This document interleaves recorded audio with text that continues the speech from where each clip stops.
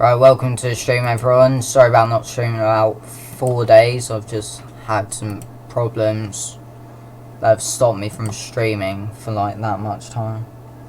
But we're back. Hopefully we can keep on doing it. I probably won't do one tomorrow. Let me just look actually if I can.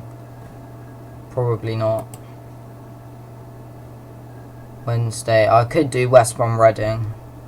That's literally the only one I can do, I think. I might be able to do a 7:45, but I'm not sure.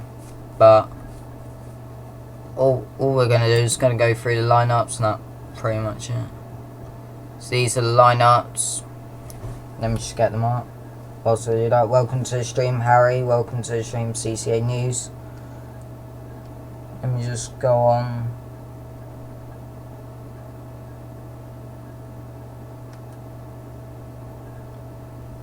This. Then I'll be able to see them properly.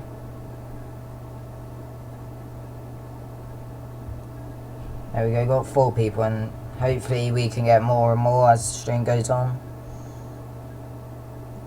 Right, so the lineups for Derby.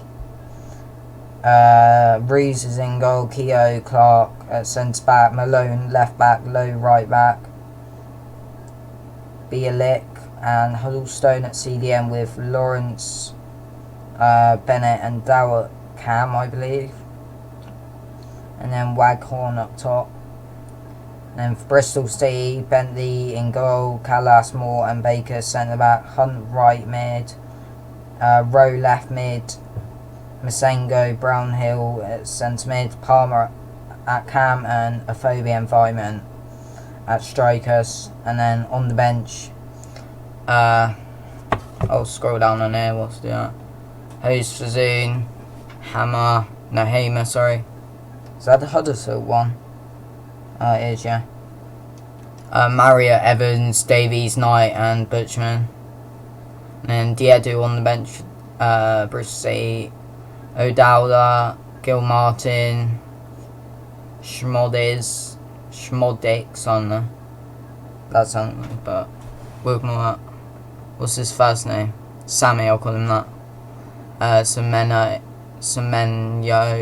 Eliasson and Pereira. So those are the lines sorted. We're going to go through every other championship fixture this week, and then we'll put on the commentary because we literally got 3 minutes till kick off.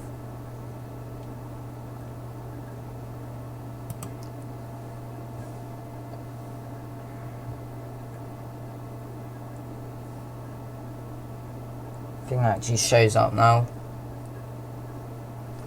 But today we've got Birmingham versus Barnsley, Derby versus Bristol City, Hull versus Blackburn, Middlesbrough versus Wigan, and Sheffield Wednesday versus Luton. Fixtures tomorrow, we have Cardiff v Huddersfield, Charlton versus Nottingham Forest, Fulham versus Millwall, Leeds versus Brentford, Preston versus Stoke, QPR versus Swansea, and West Brom versus Reading. And then going on to the league table. This is the league table. Let me just see who's playing today. Sheffield Wednesday are playing. They could go top of the league.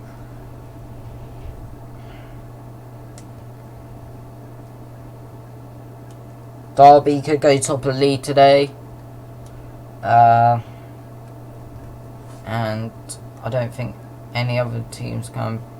So Derby can go as high as first, with results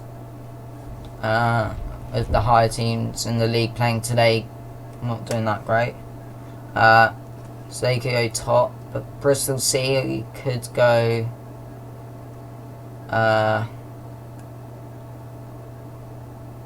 if they win by 2 goals, they'll go like 3rd, I think, maybe around 3rd or 5th.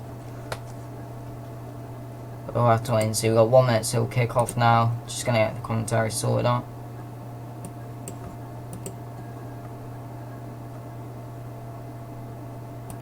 Alright, commentary shouldn't go off during the game, which is good. Just want to see, they're doing Leeds, West Brom there. Alright.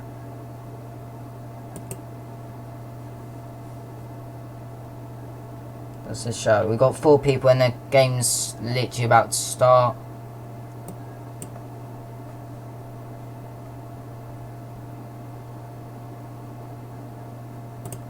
Just click that. We'll zoom it in. Once it starts, we will put on the commentary. But if you have any questions, ask them in the chat. I'll answer all of them.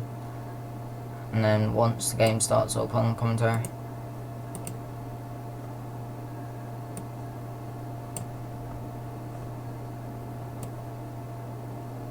Surprised we haven't gone down loads of subs since I've been streaming, but we managed to stay at this, which is good. Hopefully we can just keep on gaining now, so we won't have that issue. Let me just sort this out because I was in a rush. Game started now. I'm just going to sort this out so I don't get in your way, and then I'll put on the commentary.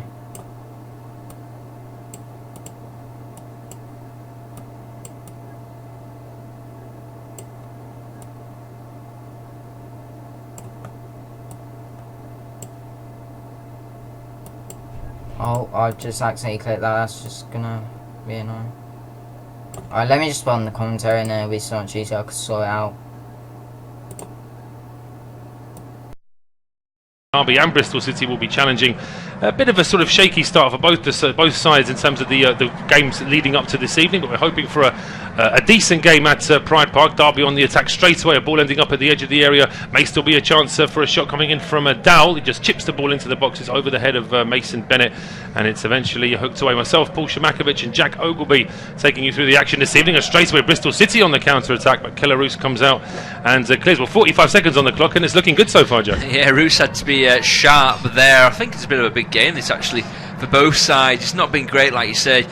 Bristol City did win at the weekend. Derby have got those 2 wins and 2 draws, but at the same time, they've not been convinced under Philip Cocu. He's had to make a few changes through injuries.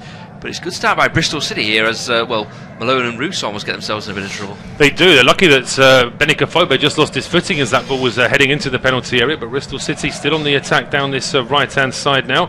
Hunt with the ball back towards Taylor Moore, and then he plays it to square into the middle now for Masengo. The young Frenchman there under a bit of pressure, just goes back in though to Moore, and so far it's Bristol City just happy to keep the ball on the halfway line. Under a bit of pressure there again was Masenga. This time he sends the ball all the way back towards the edge of his own box, and Moore was having to track that one all the way back to Dan Bentley, and the former Southend and Brentford keeper clears that one up towards the halfway line. Malone heads it forward.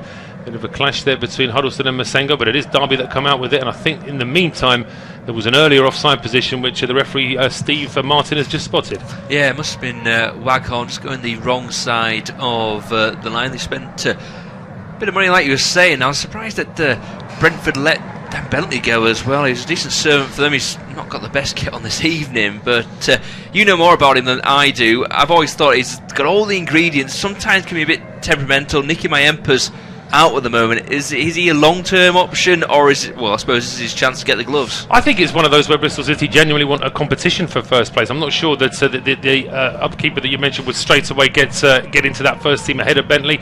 Bentley, I always thought had a mistake in him, but then I suppose every keeper does. Every footballer can always make a mistake, but Bentley just seemed to be a little bit nervous on crosses.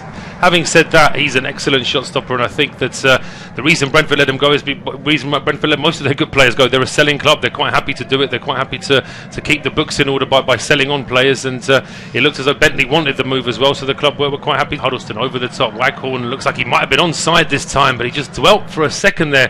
Just wanted that ball to drop onto his left foot. It got away from him, and in the end Callas was able to shepherd that one back towards Bentley. Yeah, again, they're looking to go down that left channel, aren't they? Derby at the moment. Just Josh Brownhill trying to get into the game. It's been a bright start by both sides. Obviously still fresh with the season starting, but again I suppose we're probably getting to that point of the season already where they can't wait for the international break to have a weekend off. Yeah, absolutely. Well, it's still a busy midweek, as we said. This week everyone in the Championship playing today and tomorrow, then it's another round of games this weekend, then the weekend after, then finally we get that international break. As I say, it's been a very busy start to the season with an early August start and this midweek round of games as well.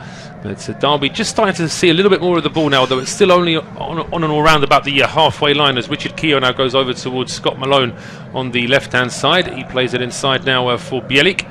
Chance now for him to get forward, under pressure there from Masenga, just rolls it towards Huddleston. Bielik again now going back towards his own half, and opportunity now for Clark to bring this ball forward. Finds Huddleston, rolls it forward. Moore doing what he can to try and get in the way of that, and then Hunt playing a ball forward, but it was a bit aimless really, straight to Huddleston. And now a chance for Derby as the ball goes forward. Dowell is brought down, no foul though. I don't think he was even looking for one there. It might have been a clean challenge as the ball now is back with Nathan Baker.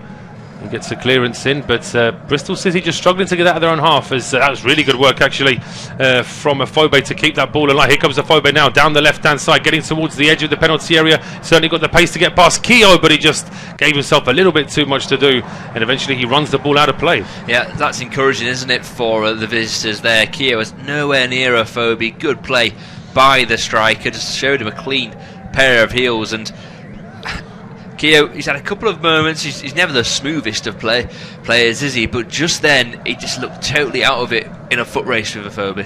He did. 33-year-old Richard Keogh. So, as I say, he's not the oldest footballer, but of course, Afobe will always fancy his chances of beating him in a foot race. Throw on now to Bristol City on the halfway line, and Tommy Rowe now going back towards Baker, and he then plays the ball back towards goalkeeper Bentley.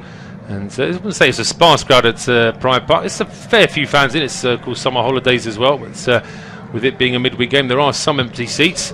As Bentley gets the ball back again, clears it up. Fobe does well to take it down on the chest, and then a quick ball played out towards the right-hand side, and Hunt has got forward. He's got a player on the overlap as well, and Hunt thought about it, but then just plays a ball across the penalty area.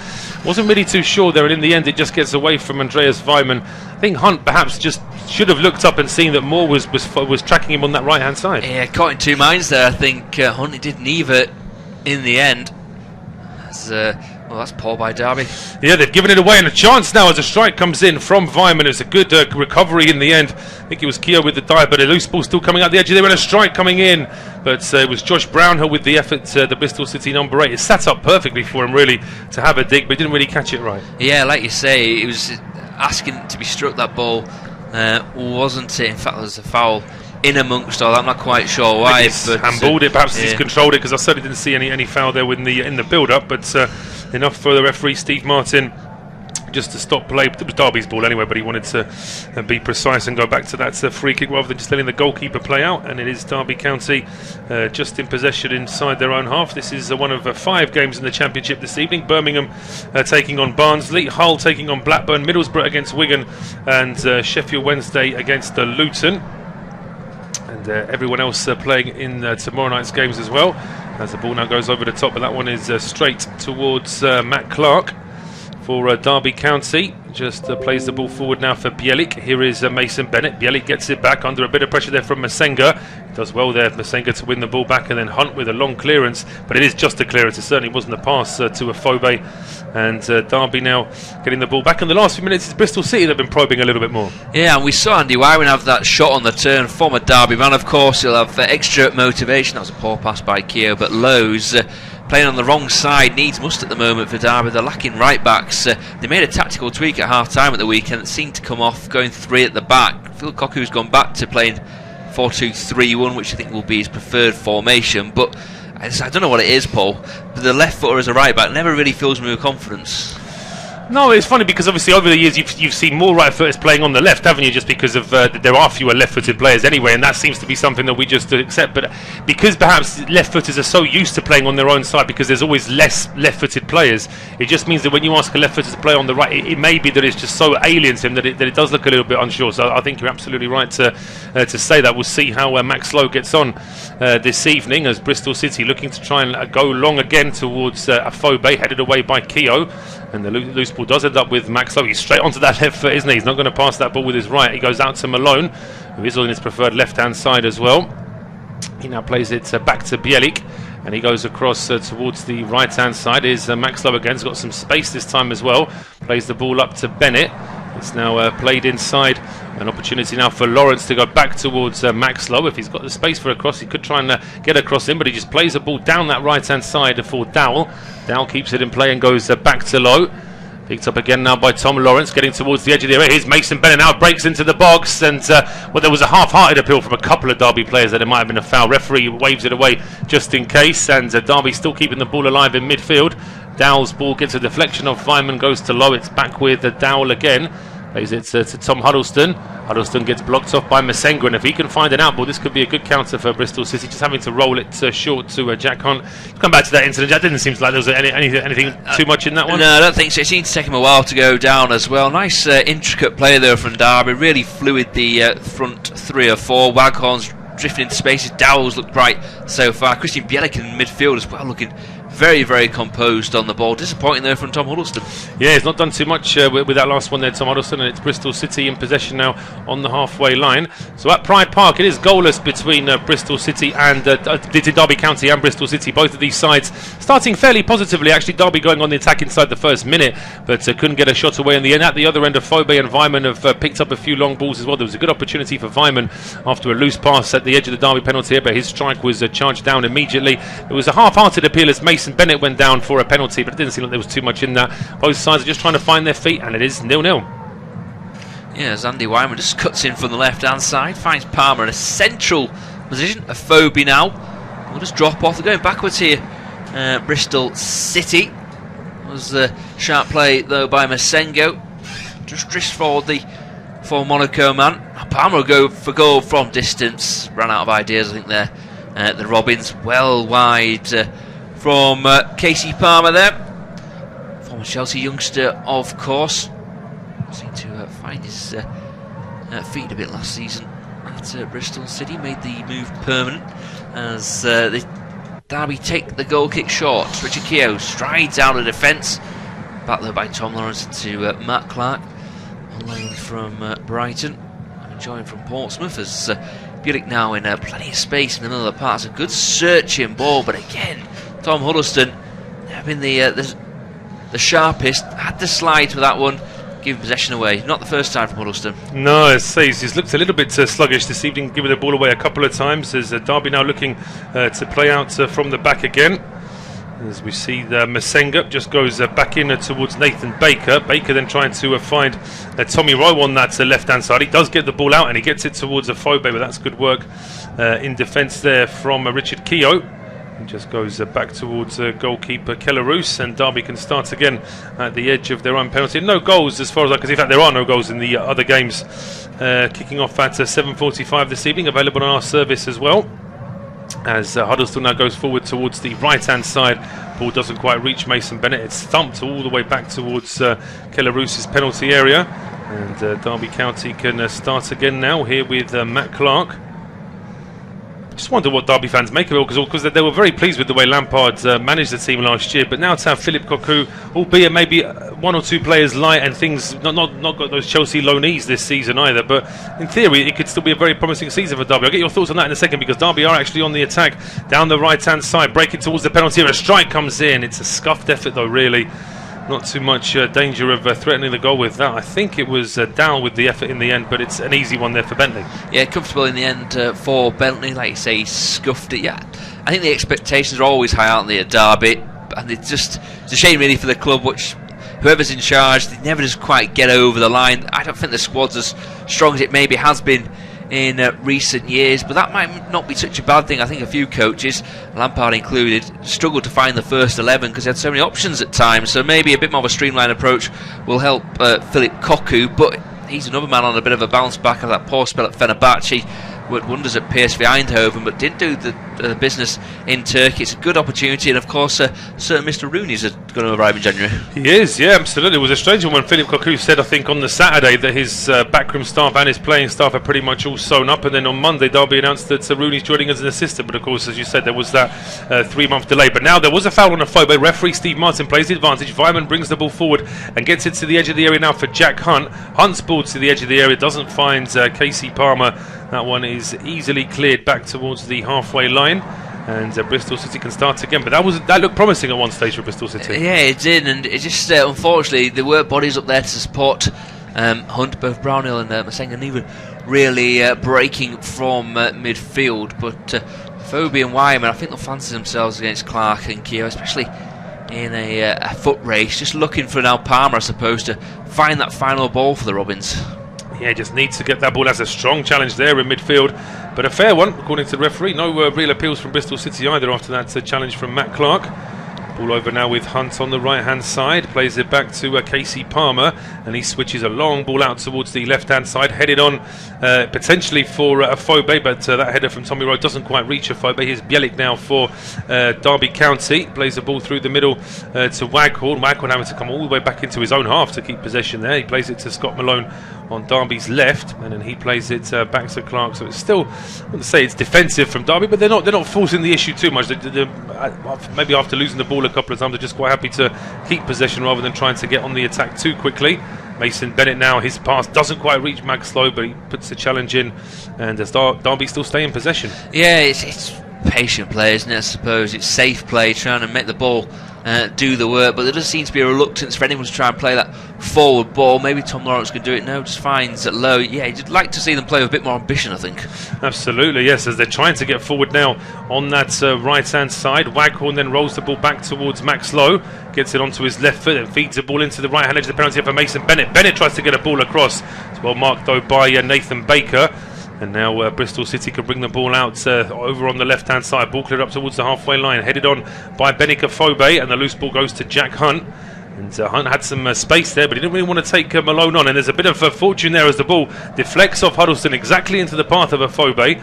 He then plays it back towards Taylor Moore. And now it's in the middle here with Casey Palmer. He tries to feed a ball in for Vyman. It's a good ball as well. Vyman tries to get a shot in. There's a bit of confusion there. The goalkeeper comes out, gets a block in. Casey Palmer with the effort is deflects into the path of Vyman. He has to score, and he does. and Derby County have made a real mess of that. It looked like they had 2 or 3 chances to try and clear their lines, but eventually the ball just ended up to Vyman, and he probably couldn't believe just how much time he had to get his shots away and give Bristol City the lead. Well, he half felt that the game had been stopped maybe for an infringement. Derby was so static at the back there, no one reacted at all. 2 or 3 opportunities to get rid of the ball. Lovely skill, to be fair, by Vyman. He stood Kelleroos. Kelleroos went down onto his haunches. He went down to the ground. Vyman just skipped away from him. But I just don't know what the Derby defenders were doing. They were waiting and waiting and waiting. No one attacking the ball. And fair play to Vyman getting the goal in. Yeah, he gets the goal in, Andreas Vyman. He gives his side the lead. And as I say, whether it's deserved or not, I think that you could argue that Derby have been sitting back and trying to sort of play out from the back slowly but surely. It was Bristol City a bit more direct, so if anyone was going to score first, it probably was going to be Bristol City. Yeah, well, they showed the most penetration going forward in the early stages of this game. Derby were just so static there. Philip Cocu will not be impressed at all. They haven't been as good as they should have been at the back so far this season. Once again, they've been punished. And so an early goal for the visitors at Pride Park. It's Derby County 0, Bristol City 1, and it's Andreas Vyman, the former Derby man, that's given Bristol City the lead. And it was a pretty poor goal as far as Derby are concerned defensively. It was a good bit of work from Bristol City to get the ball to the edge of the area. Then after a partial clearance, the ball deflected into the path of Foba. He played it back. Palmer then played it over towards Vyman. It was a really good ball from Palmer as well, but Vyman initially blocked. Goalkeeper Kelleroos came out. There was a bit of a scuffle, and then Vyman found himself 6-7 yards out, pretty much one-on-one with the goalkeeper, and he was able to tuck it into the back of the net to give Bristol City the lead. Derby County need a bit of a response. They've not had too much in attack so far, Philip Cocu's men, and it is Bristol City who now lead. Yes, what can Derby do in response? Malone it is on the left-hand side, near side, as we look at it. It's an independent off-tube studio commentary, of course, from our studios. Clark rolls it down the left-hand side. Here is Tom Lawrence, the Welsh internationalist, cuts inside, finds Malone. Former Fulham man, just rolls it back to Clark. Patient play, I suppose, from the Rams, but not much going for it at the moment. Bielik will just pick up the pieces in the middle of the park. I thought, honestly, Paul, that the chance had gone actually for Bristol City in terms of they moved it forward really quickly to a Fobi, who then went backwards rather than knock it past Clark and see if he could take his man on. But Derby just didn't react and let them get back into it. Well, I actually thought initially that perhaps there was an offside that we hadn't noticed, and sort of Vyman was still playing with the ball, but Derby had stopped, because there was a good 2 or 3 second spell where everyone at Derby just seemed to stop, but there was never a whistle. But now a great chance for Derby to respond straight away. A ball played through towards Mason Bennett. As he gets his shots away, just loses his balance, and it catches the defender as well, so it is going to be a corner. Yeah, I think it's Nathan Baker. Maybe just gets the blocking. Dan Bentley was there as well. First time they moved the ball forward with any sort of penetration down the right channel as they attacked Derby. Bennett got a pocket of space. Well played by Bristol City, though, getting back, forcing the corner kick. Absolutely, corner kick now to Derby from the left-hand side. It's whipped in towards that back post, headed on, and a great opportunity. Huddleston can't quite get there.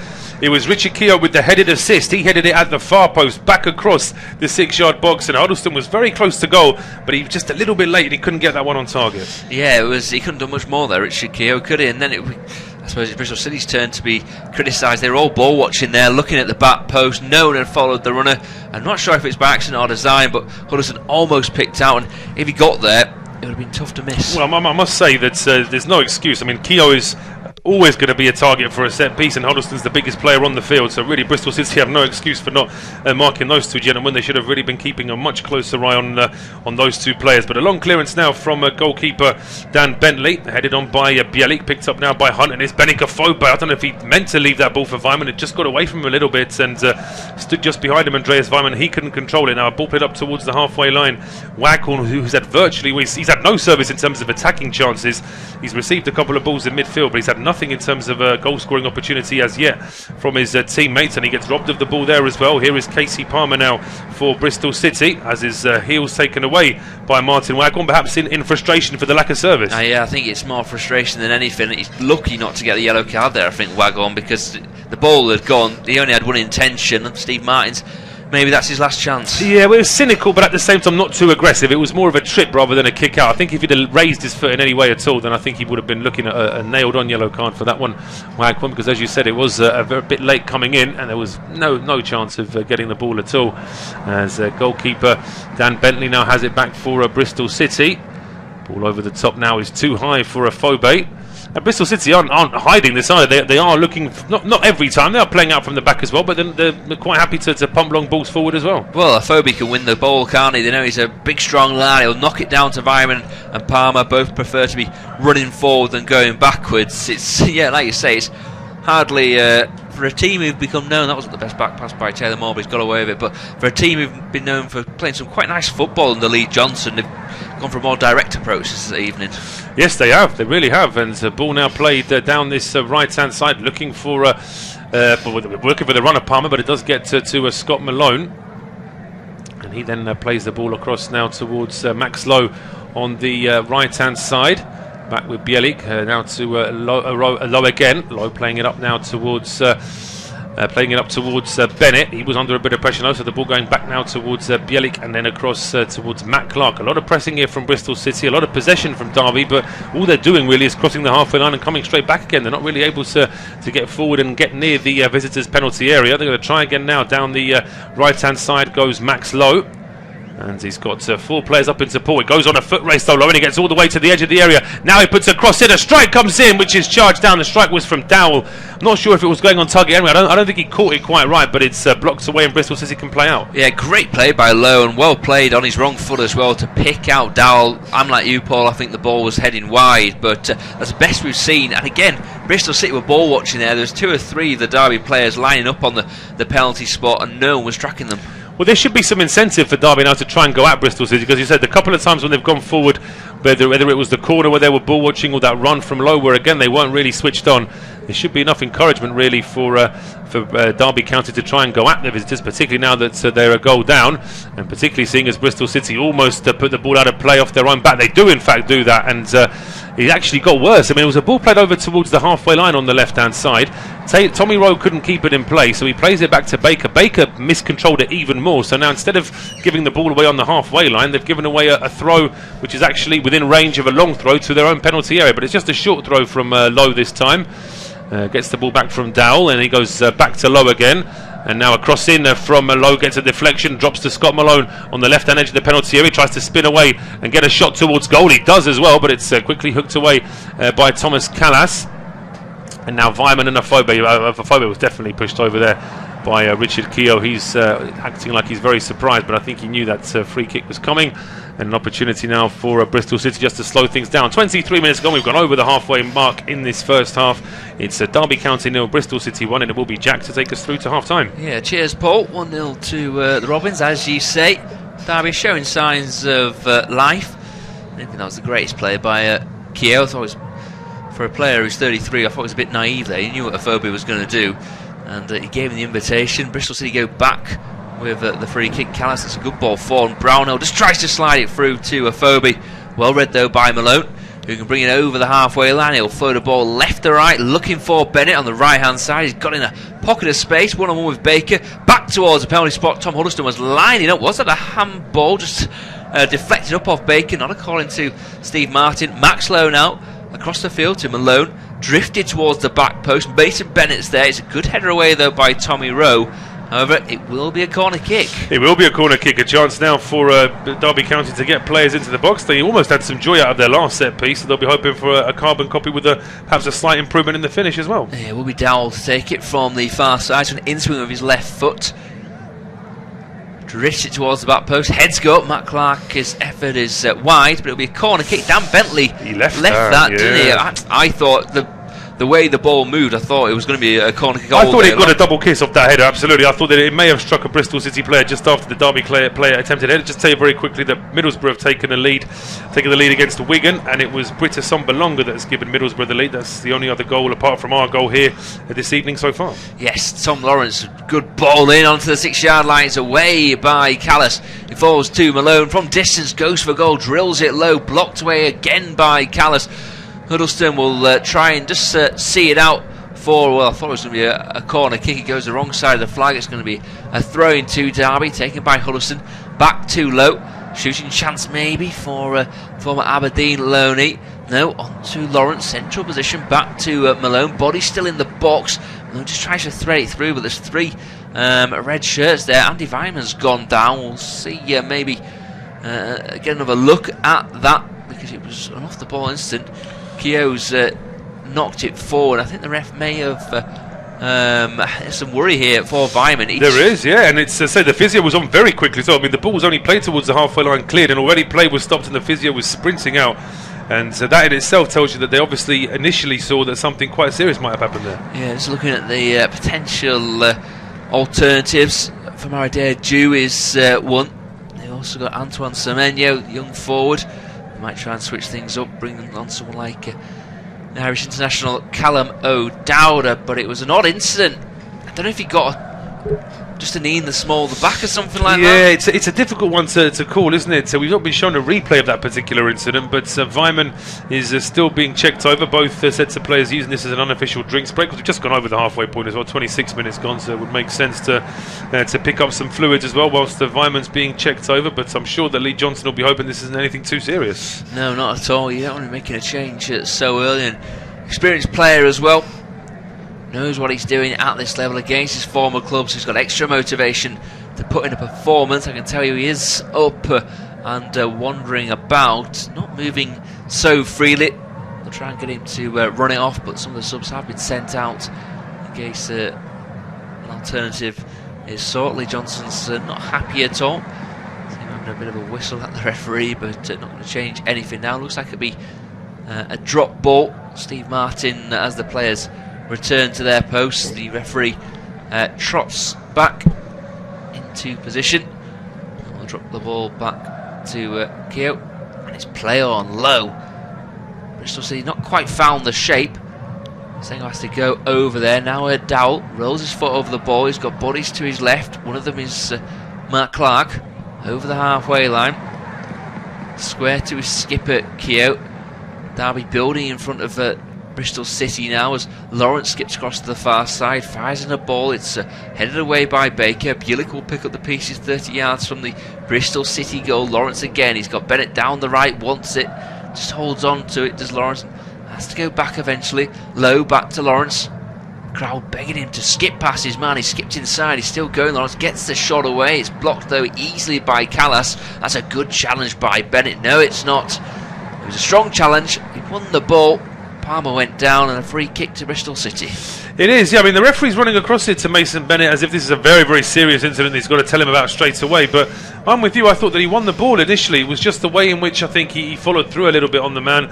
I mean, in my youth, it was just a case of winning the ball. If you won the ball, it didn't really matter what happened after. If you got the ball first, that was the end of the discussion. But now, of course, there's a lot more health and safety involved in that. Yeah, I was in my youth as well. And that is a big difference as well, just for our listeners, between mine and yours. Yeah, well, it wasn't exactly a glorious career, but that was not even in my youth, even my open age. That was a good challenge. So it shows how much the game's changed. As Bentley, long ball forward, headed away by Clark to Malone. He's got time. Scott Malone, he finds Huddleston in midfield. Lawrence back to Malone. He fires the poor ball, really, always read by Taylor Moore. And he'll go back to Callas. Made the move this summer. Thomas Callas seemed to be on loan at everyone. Not really found the home. I always thought a Premier League club might have a go at Callas, but he's found his spot, it seems, at Bristol City. Yeah, I mean, he was just part of that sort of squad of young players at Chelsea that were loaned out for 3-4 years on the trot. As I say, never really quite could break in. There's a chance now as Vyman on the chase there. Good covering from Richard Keogh, and very good covering because he stops it going out for a corner as well. Yeah, Vyman seems to be moving quite well as well, which is good after that injury scare. 29.5 minutes on the clock. As Paul was telling us, Britt Sombalonga's goal, the only other strike so far in the 5 championship fixtures. More to come tomorrow evening as Josh Brownhill prepares to wind up for a long throw-in from the near side as we look at it on our TV screen. It's independent off-tube studio commentary. Towards the 6-yard line, the heads go up. They're all Derby heads though. It's away by Clark. Palmer controls on the edge of the box, then skips away, wins his side a free kick again. Tom Huddleston, him and Richard Keogh, the most experienced players in this Derby lineup, and been a bit petulant at times. They have been, yeah. Just a few some niggling challenges left behind, and it's never. It just slows the game down at a time when Derby really wants to be on the ball all the time. Just breaks the game up and makes it easier for Bristol City to get back into some kind of possession as well. Yeah, free kick to the visitors. I think Brownhill stood over the ball. too far out, I'd say, for a shooting chance, but he's standing over it pretty purposely. 3-man wall, dinked in towards the back post, not the best, away by Bennett, and he gets the second header as well. Rolls it out to Tommy Rowe, and then Bennett. Well, I thought if all of them that was a free kick, he just seemed to body check Rowe. Rowe thought that as well. No, it's going to be a throw in to the home side, still trading 1-0 if you are just joining us. Richard Keogh on the ball. He's got Matt Clark to his left-hand side. Now Malone. Bodies inside him, goes forward to Lawrence, who was out-muscled by Taylor Muller. And not the best bit of players. Jack Hunt wants to use the pace of Afobe. Afobe's just about going to keep it in. Keogh's tracked him though. Afobe, good skill though. Wins his side a throw and a chance to move up the field. Yeah, but more possession here for Bristol City at a time when Derby really want to be getting out with it. Bristol City are keeping a bit more of the ball. They're not forcing the issue. They're going to win themselves a free kick there as well. As very close to booting the ball away in anger there was Tom Lawrence. He just about stopped himself, but it's a free kick to Bristol City in a good position nonetheless. Yeah, well, Derby have had 59% of the possession, but not really done much with it. Only had one shot on goal. That's scuffed effort really by Dowell. And more corner kicks, but again, as I think they've been accused of probably pretty much every season over the last decade. Some nice football, but not always the finishing touches. As ball in by Rowe towards the back post. Callis can't win the header. It's away. Palmer rather cutely knocks it past one man, but Wagon reads it and beats him in the air. And Bennett onto Dowell, controls on his right foot, tries to bring it down on his left. Good recovering challenge by Brownhill, illegal as well by the referee, and a bit of broken field play here. Palmer just squares it, I'm not quite sure to who. It's Lawrence who picks up the there was no red shirt in sight for Palmer.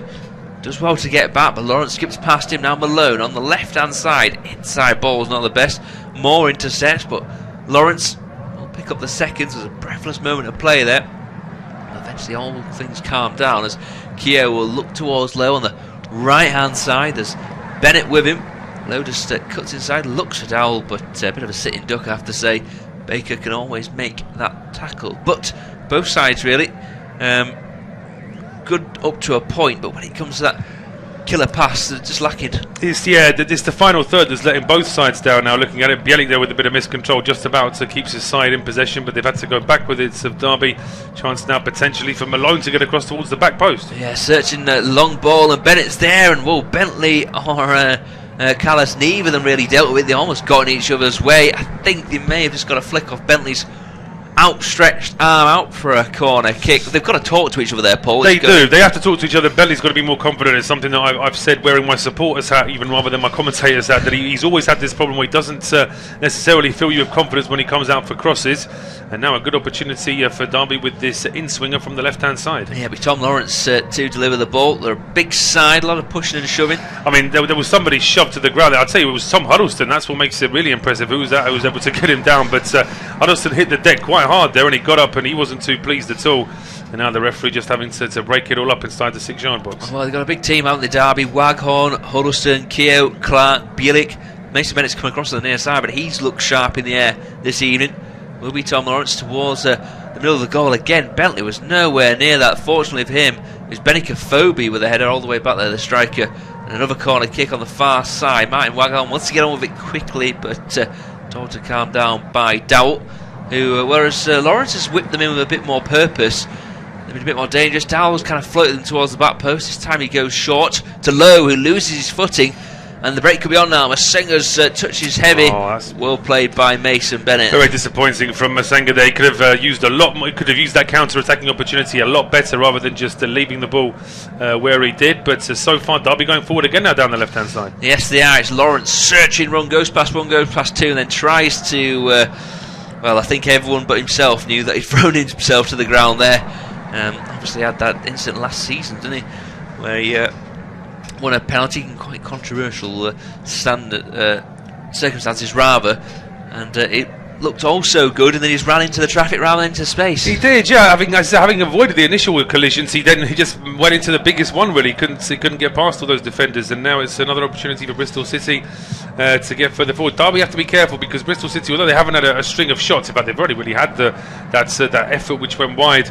earlier on from Brownhill, I believe it was, and then there was an effort from Weimer, which of course went into the back of the net, and a couple of other speculative shots. But if Bristol City were to take the a 2-goal lead into half-time, it might be a long way back for Derby. Yeah, it'll be a different story as Bentley just bides his time on the edge of his own box and floats the ball forward. This time Clark does well to get the better of Afobe. Afobe enjoying himself, you feel, in the scrap with Clark and Keogh, both of them pretty physical themselves. Alone from Brighton, sweeps it across the line to skipper Keogh. Back to Clark. This is good shape really by Bristol City more than anything, because they're having to play square at the moment are at Derby. Maybe a bit of space for Lowe on the far side. Skips forwards, keeps going as well, but eventually runs out of pitch, out for a throw-in on the far side. So not long to go now until half-time, but it's still Bristol City that lead at Pride Park, and Derby County have had a lot of the ball, but they haven't really had too many opportunities to test down Bentley. Just now there was a bit of confusion. The ball was looped into the box, and Bentley and his defenders just had a bit of doubt amongst themselves as to who should go for it before Bentley got a touch on it just to push it out for a corner. At the other end, Bristol City have had a fair bit of possession in and around Derby's box, but no real shots on goal since that effort from Weimann, which of course gave Bristol City. Weimann himself went down for a few moments with what looked like quite a bad injury, but he was able to pick himself up and play on. So Derby just not quite clicking in the final third, and it's still Bristol City who lead by a goal to nil. Yeah, and here is Weimann with a throw, and it was wasteful again, this time by Clark. Playing it straight to a Bristol City man, but Clark did well, got back and made the challenge. But yeah, they've just not been at the races really, Derby, so far. As we see the summer signing Masengo for Bristol City. Brownhill takes off him. Masengo looks to go long, but instead goes back to Baker. Himself will find Dan Bentley inside the box in his not the best kit, I have to say, as Jack Hunt strides forward on the right hand side. Wasteful by Hunt, well played by Huddleston to read it, but still Hunt should have done a lot better there, the fullback, as Keogh now brings it forward, low over the halfway line. There's a bit of space for him to move into. He's got Bennett down the line. Bennett's hugging the touchline up against Rowe. Goes past him. He's got the pace. Ball across the near post. Wagon was taken out. Lawrence saved at the back post. What a save as well. I thought Wagon was taken out. There's no complaints though by the former Rangers man. I think Lawrence thought all I have to do now is score. He tried to place it rather than blast it. Great save by Bentley. With no complaints from the former Rangers man, but the current Derby number 10 should be furious with himself, because Lawrence has just pushed that towards the goalkeeper. He's not really smashed it at all. He's not really put his laces through it. He's tried to just sort of almost tuck it under the goalkeeper as he's diving towards that far post. And really, I think that Lawrence should have scored there. It was a good opportunity for Derby, but they go forward again now. Obviously encouraged by that is Bielik, but Mason Bennett went inside him there and just cut the team's move off as it breaks down. Palmer back to Hunt on the near side. 6 minutes of the first half. Thereabouts left. Weimann, that's a good header. Afobe. Sliding challenge by Bielik. Brownhill and Palmer will just keep it between them. On to Masengo. He's got a man down the left hand side in Tommy Rowe. Recent arrival from Doncaster. Rowe inside. Touch wasn't the best. Not someone you associate with Rowe. Usually pretty adept when he plays in the middle of the park and control the play. Left wing back tonight. Even so, a corner kick and a chance actually now for Bristol City, who just kind of got into the shell a bit in the last 10 minutes. A chance to get themselves at the field. Absolutely. They've just been a little bit pegged back. I mean, by sheer force, you know, we would have expected Derby to have just that little spell of more consistent possession. Not too many chances in that time, but at least Derby have been attacking, so it's just forced Bristol City back a little bit. We thought it was going to be a corner. It's actually a throw on right by the corner flag, but it's going to be a long wind up and a ball into the box anyway. Yeah, Brownhill it is. Winds up like you say. Paul doesn't beat the first man though. The heads go up. Bennett, Masengo, and well, Brownhill clearly pushed I think it was Bielik there, and a free kick to Derby. Looking to get on with it quickly as well. Keogh inside to Bielik. He's got Tom Huddleston alongside him in the centre circle. Strides forward. Gives it to Dowell. Then it's given away by the Polish midfield player. Side from Arsenal. Then Palmer. What's he doing there? You don't need to be playing that skill. Gives it so easily picked off, but he's going to get another chance. Just breaks. It seems to be almost some invisible wall about 30 yards from the Bristol City goal. Derby just cannot get past it. Again, they give the ball away. Well played by Afobe, battling back there. And now Jack Hunt down the right hand side. He's got Weimann and he's got Moore overlapping. Moore a centre half on our team sheet, but he's been playing up and down that line. Ball in towards Afobe. Blocked though away now by Lowe. He sends a long ball forward looking for Waghorn. Sweeper keeper Dan Bentley's going to get there ahead though of the Derby number 9, but this is from a neutral point of view, a nice way to head into the final stages of the first half, open and attractive. Yes, absolutely. It's been a bit more encouraging now from both sides actually. Bristol City perhaps just starting to realise that sitting back is only going to encourage Derby to get forward. Derby themselves will be frustrated because they've had a couple of better chances now to get back into this game. But 4 minutes to go, plus a bit of injury time. We should get rid of that as well, of course, with that injury to Vyman and the goal being scored. So I would imagine probably 2 minutes probably get added to this first half as well. Yeah, I think you're about right there, Paul. As Lowe gets a foot on it. Bielik in the middle of the park. He's looking for options and dances past a couple. He's looked good so far, the Pole. Into Huddleston. Huddleston urges Malone to go forward, but again, it's a safe ball wide to Tom Lawrence, and then Lawrence has to go back. It's just bodies there for Bristol City. And Derby taking the sting out of their own moves at the moment. Goals few and far between in the Championship as we head towards the break. Still that Assom Balonga strike for Middlesbrough at home to Wigan, the only goal elsewhere. Sheffield Wednesday 0, Luton 0, Hull 0, Blackburn 0, Birmingham 0, Barnsley 0 in the other games. 1-0 in our game. Andy Vyman, the goal scorer for Bristol City away from home, leading the Rams. See Philip Cocu and Lee Johnson stood next to each other in the technical area. I think Lee Johnson will be far more happy as again Lowe gives it away. Palmer can stride forward. He's got bodies with him. Afobe. Vyman wants it at the back post. It's wasteful by Palmer. Lowe's got the pace to get back as well. Good block by him. I've been disappointed with Palmer actually so far. He did play a hand in the goal, but the movement's really good. He looks really smooth on the ball, but that final pass just isn't there at the moment. Well, I was about to say that what I liked about Palmer's game this evening is the fact that he's not playing in a specific role. He is very much in that number 10 role where he was out wide this time. He was playing through the middle before.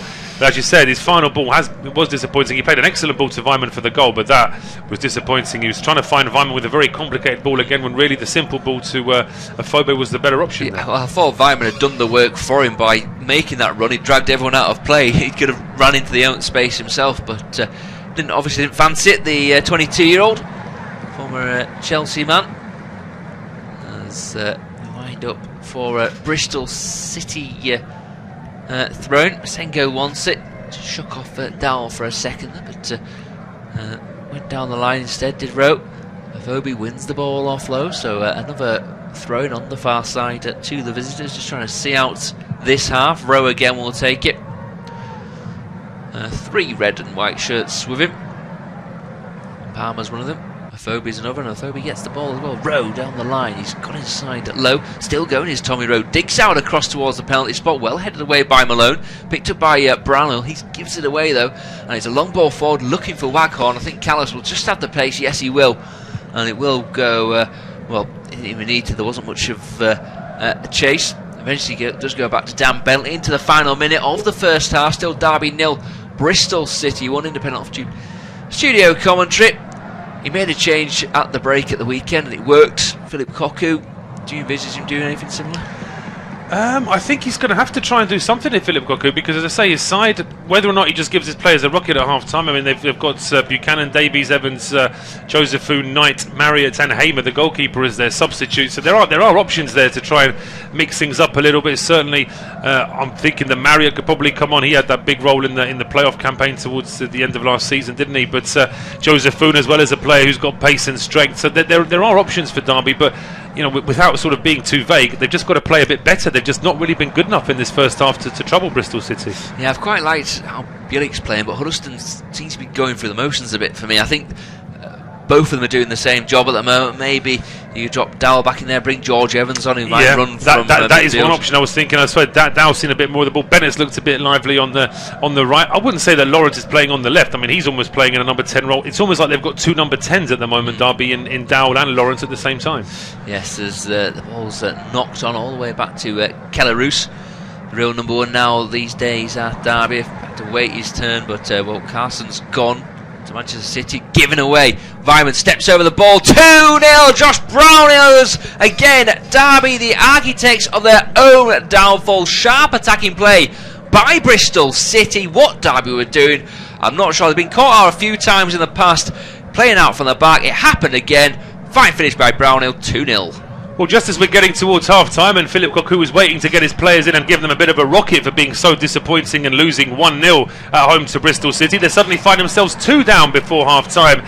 And it's a decent finish, it's an excellent finish in fact from Josh Brownhill, but it should never have even got to that. Derby making a real mess of clearing their own lines at the edge of their own area. Bristol City getting the ball into towards the penalty area. It just got away from Afobe, who was thinking about pulling the trigger himself, but there was Josh Brownhill coming in behind him and he tucked it into the bottom corner. Absolutely no chance for Kellerus. And Derby, who haven't been good enough in this first half, probably deserve to be 1 down at half time, but now they find themselves 2 down, and with the mountain to climb, it's Derby County 0, Bristol City 2.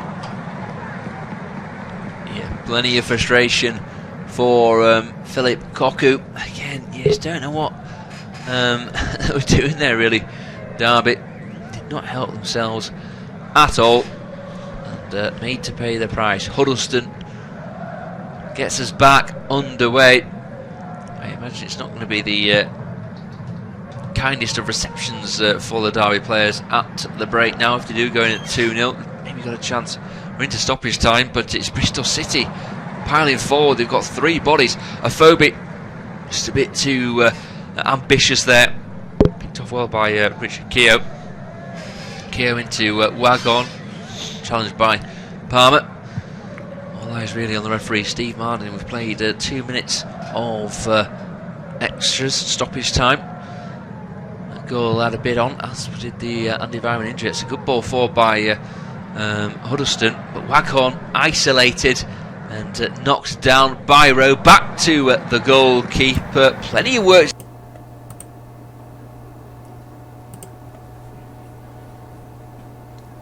Right, so it's half time. It is 2-0 to Bristol City. I am probably going to change the game to Middlesbrough versus Wigan, just so I can get more viewers. Let me just check something. No, I can't do that actually. Wait. Hull versus Blackburn, Sheffield Wednesday versus Luton. I'm going to do one of them. Probably Luton one, because I did a Luton one earlier on this season. Let me just see.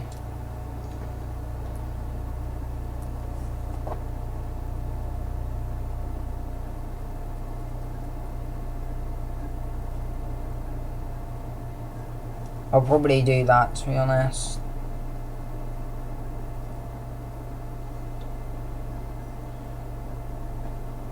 Yeah, I'll do Sheffield Wednesday versus Wigan instead.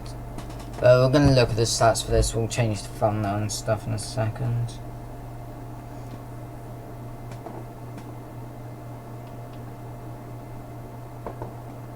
Wait, let me just...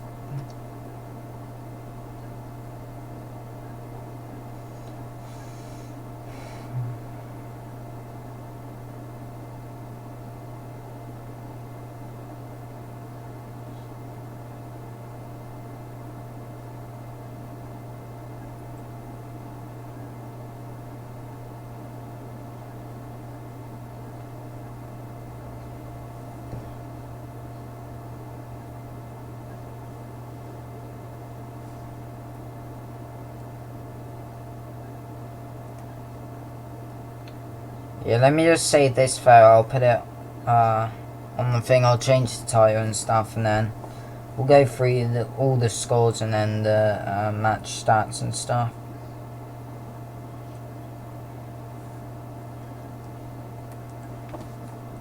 This may show up on the screen, but it should be fine. Yeah, probably will show up.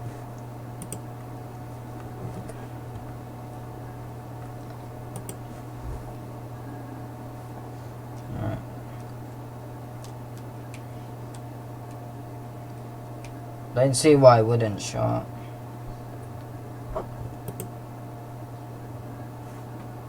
Yeah, it's showing up, that's fine. Don't really matter. It'll be off the screen in about 30 seconds. Just need to put this on my computer so I can make it the thumbnail. So I ain't going to be doing Sheffield Wednesday versus Luton because there's some guy with like 18,000 subscribers doing this game. He has all the viewers, so if I do another game, it will be bad for the channel. Sorry if there was any Bristol or Derby fans watching, but kind of have to do that.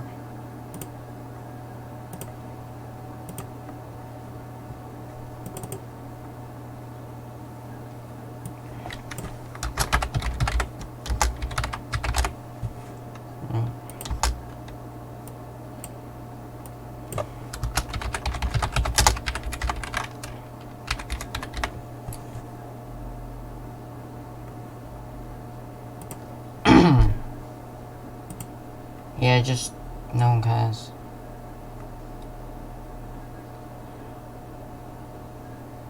It doesn't even show if I change the thumbnail now, so I'm gonna have to literally go on something else and look at it, but look at that in a minute. Go through the championship game, 7-point commentary for Sheffield Wednesday versus whoever they're playing, Luton, I think. Has it changed? Probably not. Hasn't changed the thing. It should hopefully do. I'm not sure if it will or not. But anyway, first game, Birmingham versus Barnsley.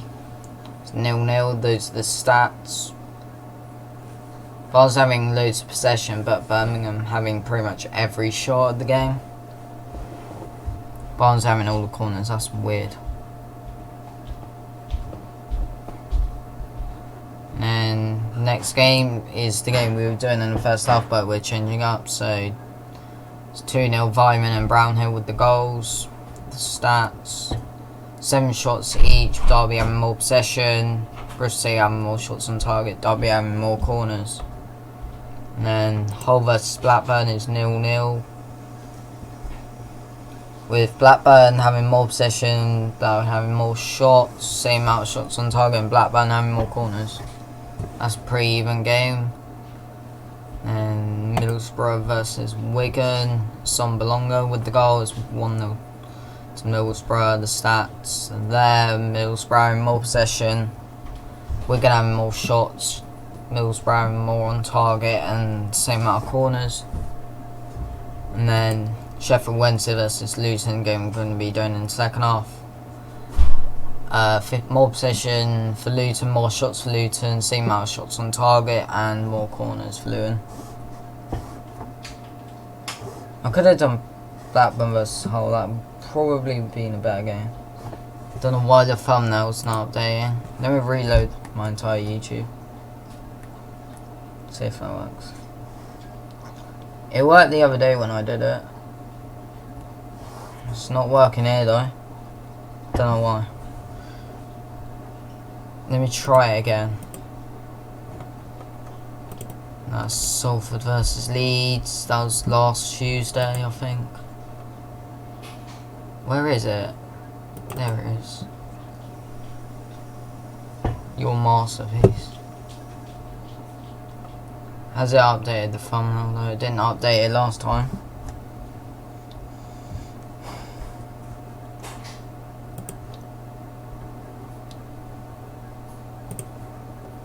Let me reload my YouTube. So I have so much apps open.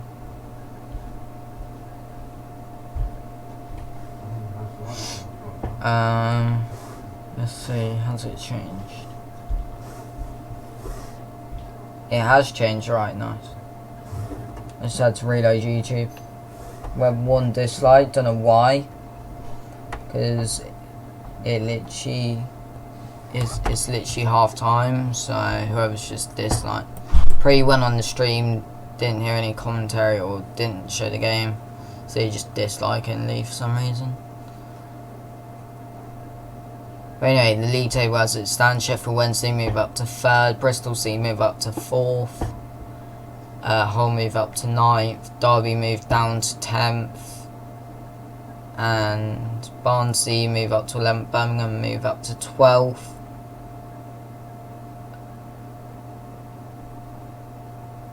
Who else played today? Blackburn move up 17th. Wigan go down to 21st. And Luton go to 22nd.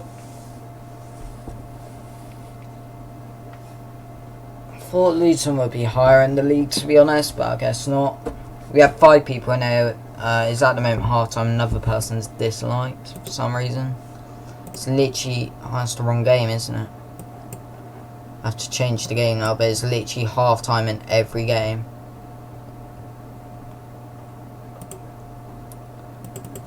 So if you join in and disliking it because there's no commentary, that's why. Because there's literally half time, so there won't be any commentary. There you go. And we will switch the thing. Wait, we'll do that. And we'll switch.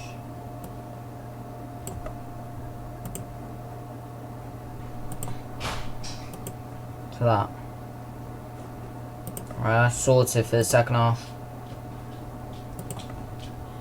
Look at the top scorers as well, since didn't do any streams on the weekend. Borja Baston is top scorer for Swansea. He's on 3 goals, 1 assist. Lyle Taylor is also on 3 goals, 1 assist. Grant is on 3 goals. Bamford's on 3 goals, and Bowen, Hernandez, Diangana, Puskas, Hogan, Smith, Zhao, Gallagher, Lawrence, Grabber, Mitch Fitch, Waghorn and Watkins are all on 2 goals. And Johnson's got 1 goal, 2 assists, same with Swift. Jacobs, Gallagher, Phillips, Lolly and Vyman are all on 1 goal, 1 assist. Are any of these playing today though? Let's just go from the top, see if any of them playing. None of them look like they're playing today. Bowen's playing, I think.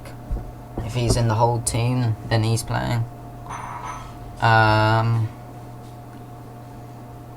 Sheffield Wednesday, obviously playing. So Zhao, I believe he's playing. I haven't actually looked at the team because I was doing Bristol City Derby in the first half. Let's see how much views we're on. We're on 7, which is more than we had for the other stream already, and it's literally half time. We've lost all our dislikes now and got 2 likes, so people that dislike the stream now like the stream, or they've disliked it until more people have liked it. Right, let's see who's playing in this. So Zhao is not on the starting 11. Is he on the bench? No, he's not. Alright, so we'll ignore that. Unless he's known... Wait, is he? I don't think he is. It doesn't say his name anywhere on this thing. So I don't think he's playing today. He might be injured or something. Didn't watch Championship on the weekend, so I have no idea if there's been any injuries or anything. Waghorn's playing today for Derby. Wigan playing? Yeah, we're going to play Middlesbrough today. We won't worry about that. Vyman scored. He's gone to that top scorers thing.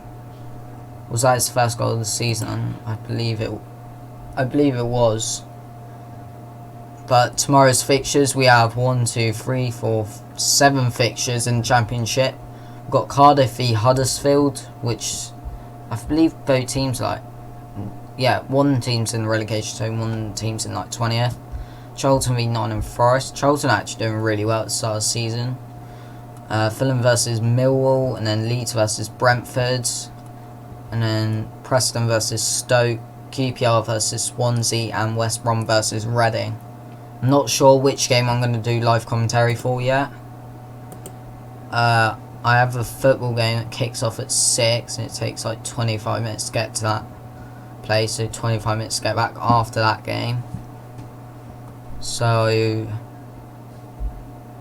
depends how long the game is. It should be over an hour. So I'll most likely do West Brom Reading, but I might do Leeds Brentford. I'm not too sure. I'll decide once. Well, I'll decide when I get back from the football. We'll see what the time is. Now on Saturday, let me look at the Premier League games, because I aim to do one championship game per week. Well, weekends, I guess, because I wouldn't do these two and then not do one. So let's see. There is Norwich v Chelsea. I could do Derby West Brom. Haven't decided yet. I'll have to wait and see. I'll do Swansea Birmingham on the Sunday, but it doesn't look like I'm going to do any of these. And then I'll do Cardiff Fulham, because there's no Premier League games on that day. And then Southampton Man U's lunchtime kickoff on the 31st. I may do that, I'm not too sure. So there's a couple there's like 4 or 5 championship games most likely coming up. So if you want to see that, hit the subscribe button. We've lost half our viewers, but hopefully you join back. Now the 2 people that like the stream have literally disliked it again. Probably the same like 10-year-old kid. But don't understand why you would dislike it when it's literally half time, so there's obviously no commentary on. Alright, let's go on this.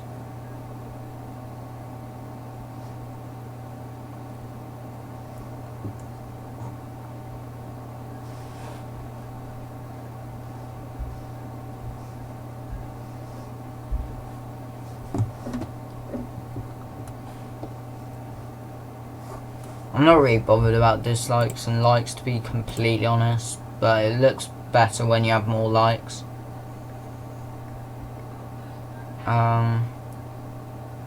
Not sure what to do. I don't know how long halftime was. It should start soon. Actually, I can go on BBC Sport and check that, actually. We just go on home. We'll look at the League 1 and League 2 fixtures as well. We might as well. Half time, what's that? It was so it should start in about 2 minutes. Right, let's go on League 2 and League 1 and League 2 scores. So we'll look at Champions League. So Ajax drawing 0-0 at the moment. Slavia Prague are winning 1-0. Club Brugge are winning 1-0. And Accrington v Shrewsbury is 0-0. Bristol Rovers winning 1-0 against Tranmere. Fleetwood drawing 0-0 to Wickham. Gillingham v Blackpool's 2-2. That looks like a good game. Gillingham went 2-0 up with 8 minutes of the half to go, and then Blackpool scored 2 goals in around 10 minutes. Wimbledon beating Ipswich 2-1. MK Dons beating Lincoln 2-1. Burton beating Ox 1-0. Portsmouth beating Coventry 2-1. Rochdale drawing 1-0 to Sunderland. Rotherham Barry got postponed. Southend v Peterborough is 0-0, and Bolton v Doncaster got postponed.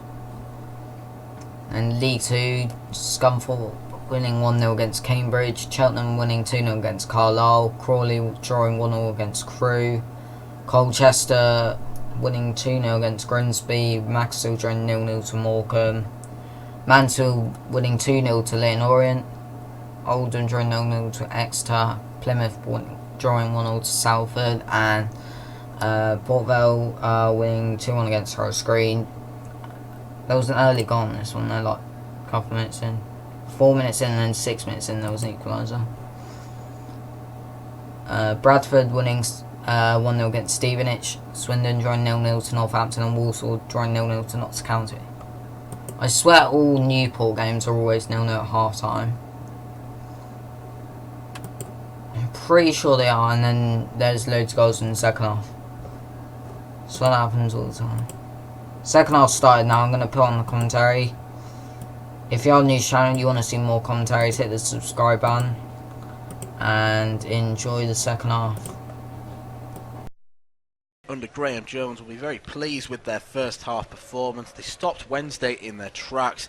They barely had any opportunity to create. Luton came close on a couple of occasions, but as the first half grew on. Sheffield Wednesday were able to get back into the game, and it ended in quite an even contest, petered out really, so hoping for a little bit more as the second half goes on, as the two sides are unchanged from the break, and immediately Wednesday looking to come forward on the attack, and it's a sliding clearance by Sonny Bradley. Good play from Jacob Murphy. Those wide players have been a bit of a thorn in the side of some of the Luton players so far, as Wednesday head back into their own half, and they are looking to go out wide as much as possible, but have the ball in the midfield. Now it's myself, Dan McCarthy and Rob Eddy taking you through the rest of the second half. And Rob, I think it's safe to say that we thought Luton were the better side in that first half, but you just get the nagging sense that there's a lot more to give from Wednesday, and particularly some of their key players. Yeah, definitely. I mean, they've got to step up. They just weren't good enough.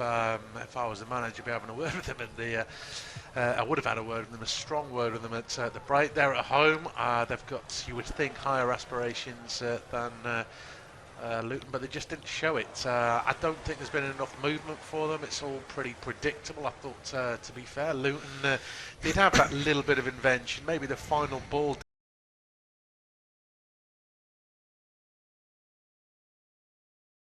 didn't quite happen for them, but you know, they only lasted a midfield battle the longer it's gone, although it's just the battle that Sheffield Wednesday lost there, but that was Cornick just showing too much in the end to Fox, and Luton have coughed up possession anyway. But I'm expecting more from Sheffield Wednesday. Strong favourites at the start of the game. I mean, they're only points off the top places, so they'll be looking to make a statement today. If beating Luton at home is a statement. Of course, Luton came up from the Championship. This is a game Wednesday were expected to win, but like we've said, Luton have been the better of the two sides. I don't think that either side dominated, and we haven't had that many chances, but yeah, Luton will be happier for me of the two so far. Yeah, they certainly will, as Bradley knocks the ball back into Sluga. That's a poor clearance from him, and he's fortunate really that Jacob Murphy couldn't get the ball under his grasp, but Murphy himself is also fortunate that it took a deflection and he's able to win the throw-in. But once again, it's just slightly awkward goalkeeping really. Ball knocked forward, and Adam Reach looking to do a bit of juggling over the head and maybe try and unleash a strike from range, but Luton win the ball back and try and come forward. Shinnie is then dispossessed unfairly, deemed by the referee. Sam Hutchinson sliding in there, but that moment from Simon Sluga, again, it's just nervy moments that won't put the defence at ease. Yeah, I mean, you're bound to get a mistake or two in the game, particularly in a tight one. Like you say, nerves playing their part. I think the players have often taken an extra touch. Shinnie had a chance to set Luar away down the left-hand side, but he took a touch, went back inside. Admittedly, he won the foul, but I thought there was a decent opportunity for a breakout there. Luar pretty quick, would have got in behind a full-back, admittedly in a wide position, but it's just not happening either side. That final ball is so often letting them down. Wouldn't be surprised if a change was made. I wouldn't be surprised if a change was made fairly quickly in the second half if things don't improve, because it's very scrappy. I know we've only had 3 minutes plus, just 3 minutes 20 seconds into this second half, but yeah, it's just breaking down, taking too long to get going either side. Although Wednesday do have a throw-in fairly high up the pitch. Yes, certainly both players do have options on the bench available to them. For Wednesday, you're looking at the likes of Fernando Forestieri, who on his day can be a real magician at this level, but part of the reason why he is playing at this level is because he doesn't do it often enough. Jordan Rhodes, we know, can get a goal as well. And as for Luton, they've got Izzy Brown, Luke Bolton, George Moncur, young players, young attacking players who are going to be looking to try and prove themselves at this level. Here is Bannon once again. Bannon plays it forward and then gets it back on the overlap. Bannon with a low ball into the area. It's cleared up into the air, and that time Sluga can gather the ball with a certain amount of ease and serenity to him. But there's no doubt that Wednesday have started the second half probably the better of the two sides. Luton still dispossessing them on a number of occasions, more occasions than they would perhaps like, but it's now Luton's chance to try and get forward up to James Collins. The ball is allowed to bounce. Cornick will look to get there. He's a real scrapper, Harry Cornick. He doesn't give a moment's peace to the likes of Morgan Fox and Julian Borner, left-sided defender. Here is Reach.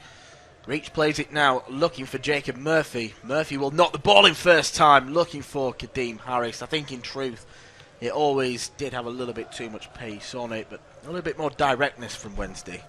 Yeah, I mean, I like that ball. Unfortunately, it had a fraction too much on it. Fletcher, no chance of getting on the end of it. I mean, I'm not sure Fletcher's worthy of his place in the starting lineup so far.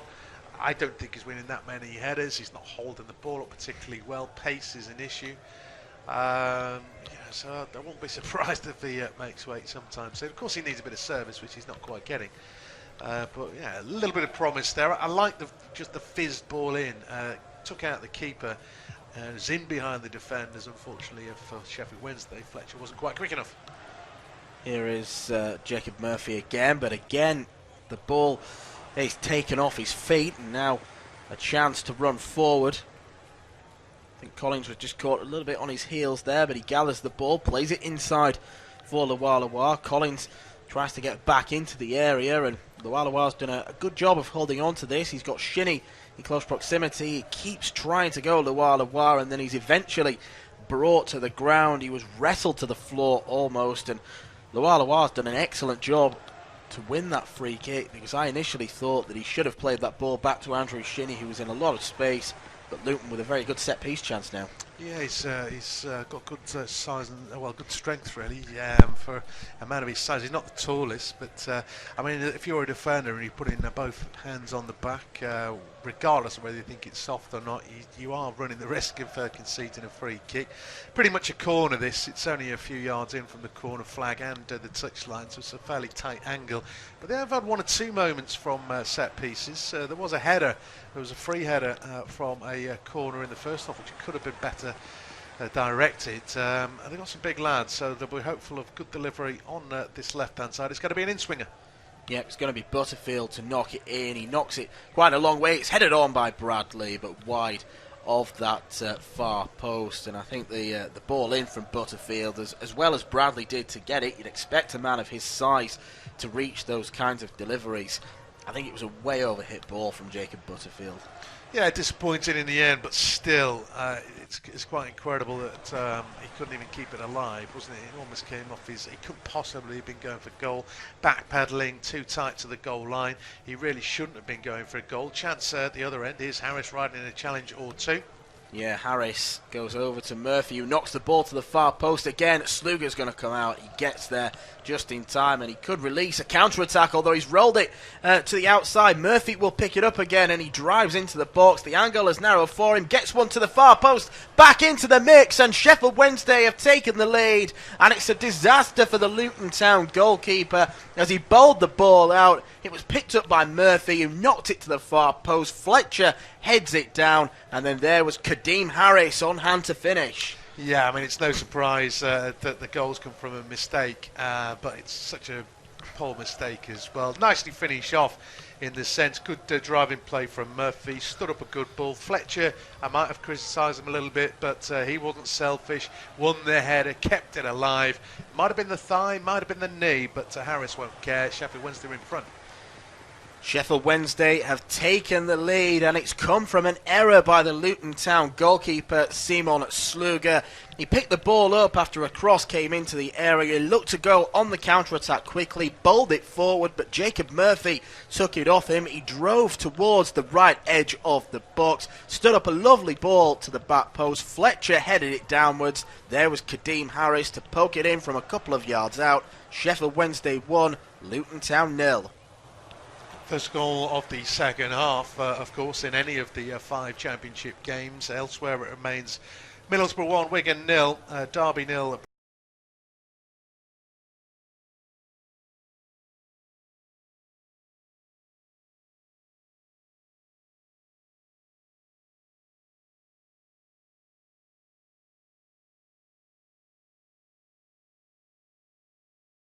Bristol City for a mistake to be your undoing. we'll see what the confidence is like, because of course they're chasing their first victory of the season.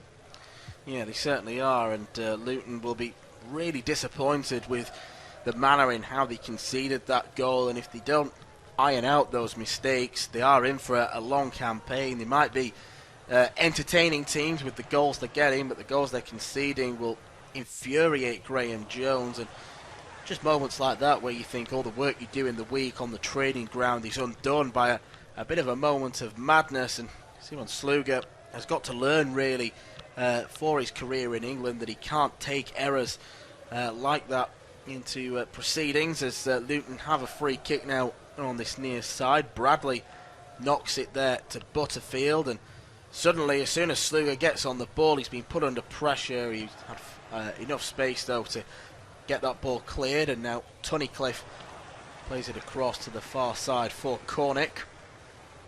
Now with Tunnicliffe once again, but there's no doubt that that goal will have calmed the nerves somewhat for Sheffield Wednesday, because longer this second half would have gone on with the scoreline being goalless, the more the Hillsborough faithful might have got a little bit restless. They've got the goal now, and as it stands, they're top of the table. Yeah, as it stands, I suppose, but they haven't played well. I mean, they might play worse. They might play better and lose. It's football is like that, isn't it? I think this is Craney who's gone down. He went to clear the ball. He was closed down by Bannon, who slid in. I'm not pretending that Bannon did anything untoward, but of course he went to kick the ball, Craney. The ball was obviously blocked by Bannon. He might just have hurt his foot, so he's getting a bit of treatment, stoppage in play. With around about 57 minutes played at Hillsborough, independent off-tube studio commentary, a chance for Luton to regroup, I don't know, but yeah, you can see what a goal does. 4 or 5 Sheffield Wednesday players pressing the Luton players in defence. I like the way that they're trying to stick to a passing game, but after they've just made a mistake, you wonder if they're invited a bit more pressure. But obviously this could be a blow for Craney. He's still getting treatment. We might see a substitution, but we'll keep our eyes on it. Yeah, a little bit unwise to go with that passing style. It's all about game management, and a lot of these players quite inexperienced at this level. There are a few that have played here on occasion, likes of Craney, Tunnicliffe, Butterfield, all widely campaigners, but there's a lot of newcomers as well. As Craney gets back to his feet, they don't have too much defensive cover on the bench. They've got Lloyd Jones, a central defender, who would have to come on, maybe push Matty Pearson across to right back, but there's no natural cover at right back unless they decide to put Bree back over there. Then there's no cover at left back either, so a bit of an awkward situation, and Craney doesn't look in a good way really. He's kind of still on his haunches. He's still being tended to by those physios, and of course there's the new rule now where players have to walk all the way around the pitch. Barry Bannon has gone over, I think, just to apologise for the challenge on Martin Craney. Perhaps expects that he's maybe done a bit of damage there, and it looks like the change has been made. And I suppose really it is an attacking one. It's Luke Bolton, the Manchester City loanee, that's come on, who is normally a right winger. I think he's going to have to slot in at right back now for the rest of this game, so could be a bit of a baptism of fire for Bolton. Highly thought of at City, and Craney, well, his evening's over and could be out for a couple of weeks with that impact injury. They'll get him assessed during the week, and well, they've just conceded a goal. 5 minutes later, they've had to go to the bench. I mean, this is the moment now for Wednesday to capitalise. If they get a second goal, there's a 90% chance they're going to go on and win this game. No, in a second goal, yeah, but I mean, I wouldn't say it was the first goal was coming. It came from a mistake. There haven't been that many chances in the second half, and Luton haven't created any. But yeah, it's a fairly dour game, really broken up by that mistake. Nicely finished off, though, as I say, by Sheffield Wednesday. That was another mistake they caught in possession, and the goal scorer is trying to break it into the box, just forced a little bit wide. He still has it, tries to pull it back to the penalty spot. So there might have been a foul there. I think Fletcher could have been penalised, just easing Bradley out of the way if Luton hadn't come away with the ball. But Luton are now coming forward with Tunnicliffe, who just had a bit of a nosebleed, really. He's not the creative sort of midfielder, and when he got forward, he didn't really know what to do with the ball other than knock it forward. But going back to that Wednesday chance, Kadeem Harris driving into the box, always looking to go in on his right foot. Had he and Stephen Fletcher been on the same wavelength, Fletcher might have just held off his run and he would have had a striking chance at goal. Alas, he didn't. And Wednesday still only lead the game by a goal to nil. Kadeem Harris, the goal scorer so far. As we hit the hour mark of this game, Butterfield able to turn, and Wednesday putting him under pressure. No foul given. Adam Reach goes forward. He turned around. Sonny Bradley came across.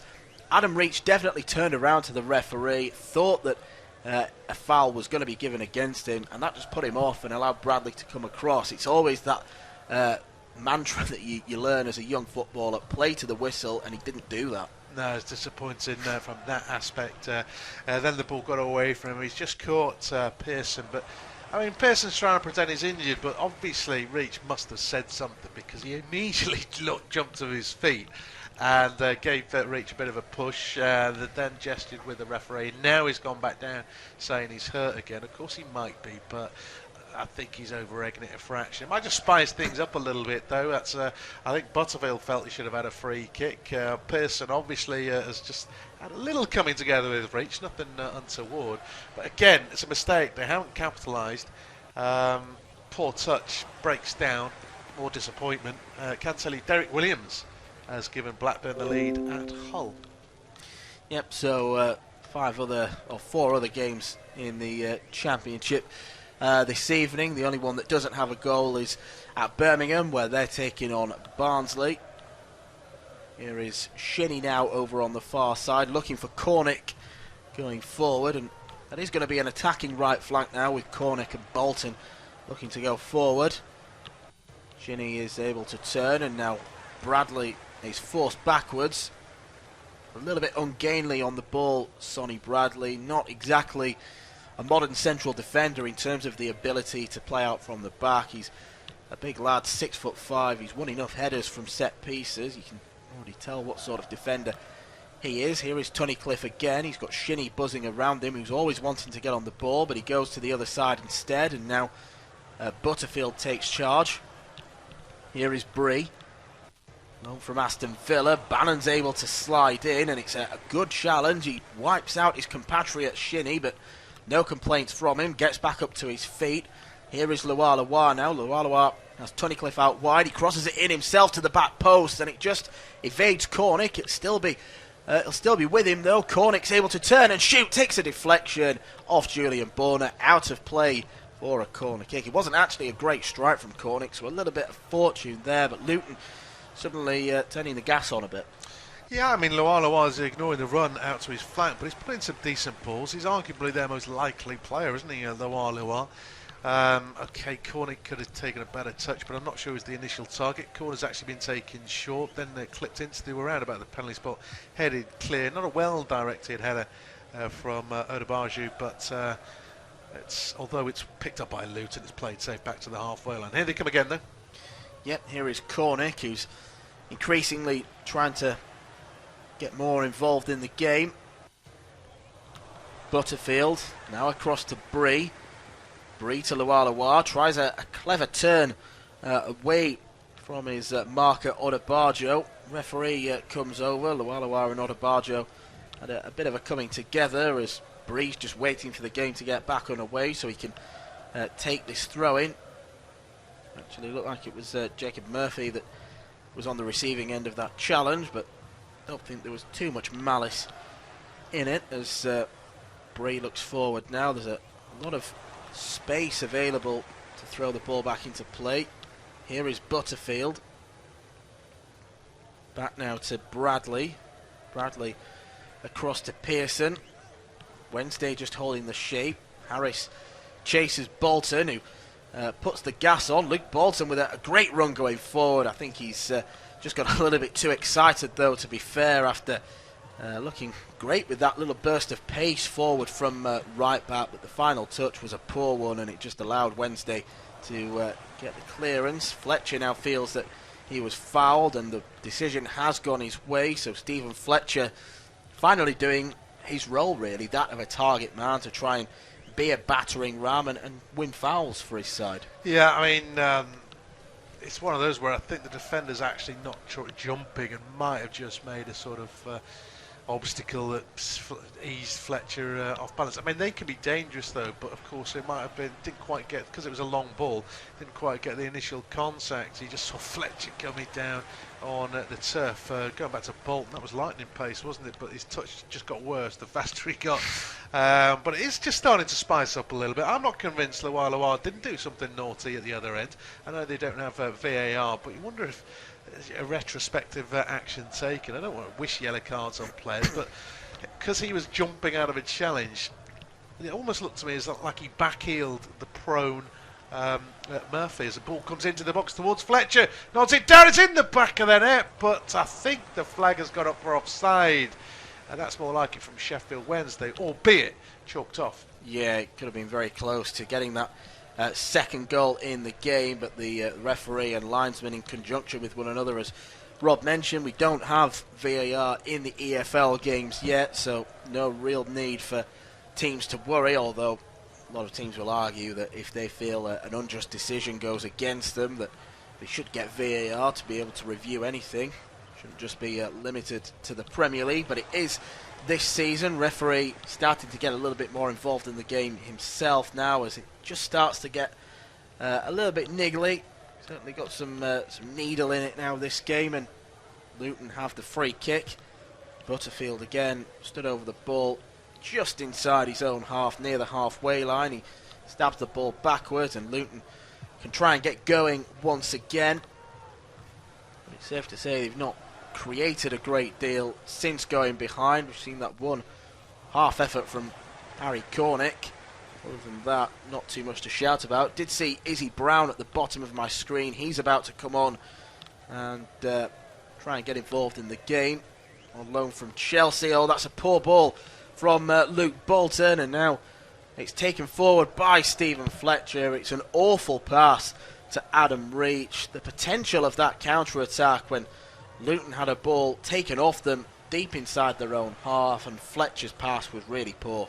Yeah, really poor, and all of a sudden we went a bit direct. One attack from Luton was easily dealt with, and then bombing down the other end, I think it's Udabashi trying to get in behind Luwalawa, test his defensive capabilities, but it's just sliced into touch, so it was a little bit needless in the end. But yeah, Fletcher had a lot of time and space. They didn't even need to pass it to Rich because he wasn't being closed down. It was just a disappointment all round. It just keeps breaking down. The game is starting to get a little bit spicy since Sheffield Wednesday took the lead. We're seeing the referee, David Webb, get involved a little bit more. There was an incident involving Kazenga Luwalawa and Jacob Murphy on the near side. Luwalawa had a bit of a speaking to. Maybe he did something a bit unjust to Murphy, but nothing was given. Harry Cornick's had a half effort at goal, which went behind for a corner. Wednesday have also had a goal chalked off. One for Stephen Fletcher as a ball was played into the box, headed down. Fletcher stabbed it into the back of the net, but he was flagged for offside. Still, Sheffield Wednesday 1, Luton 0.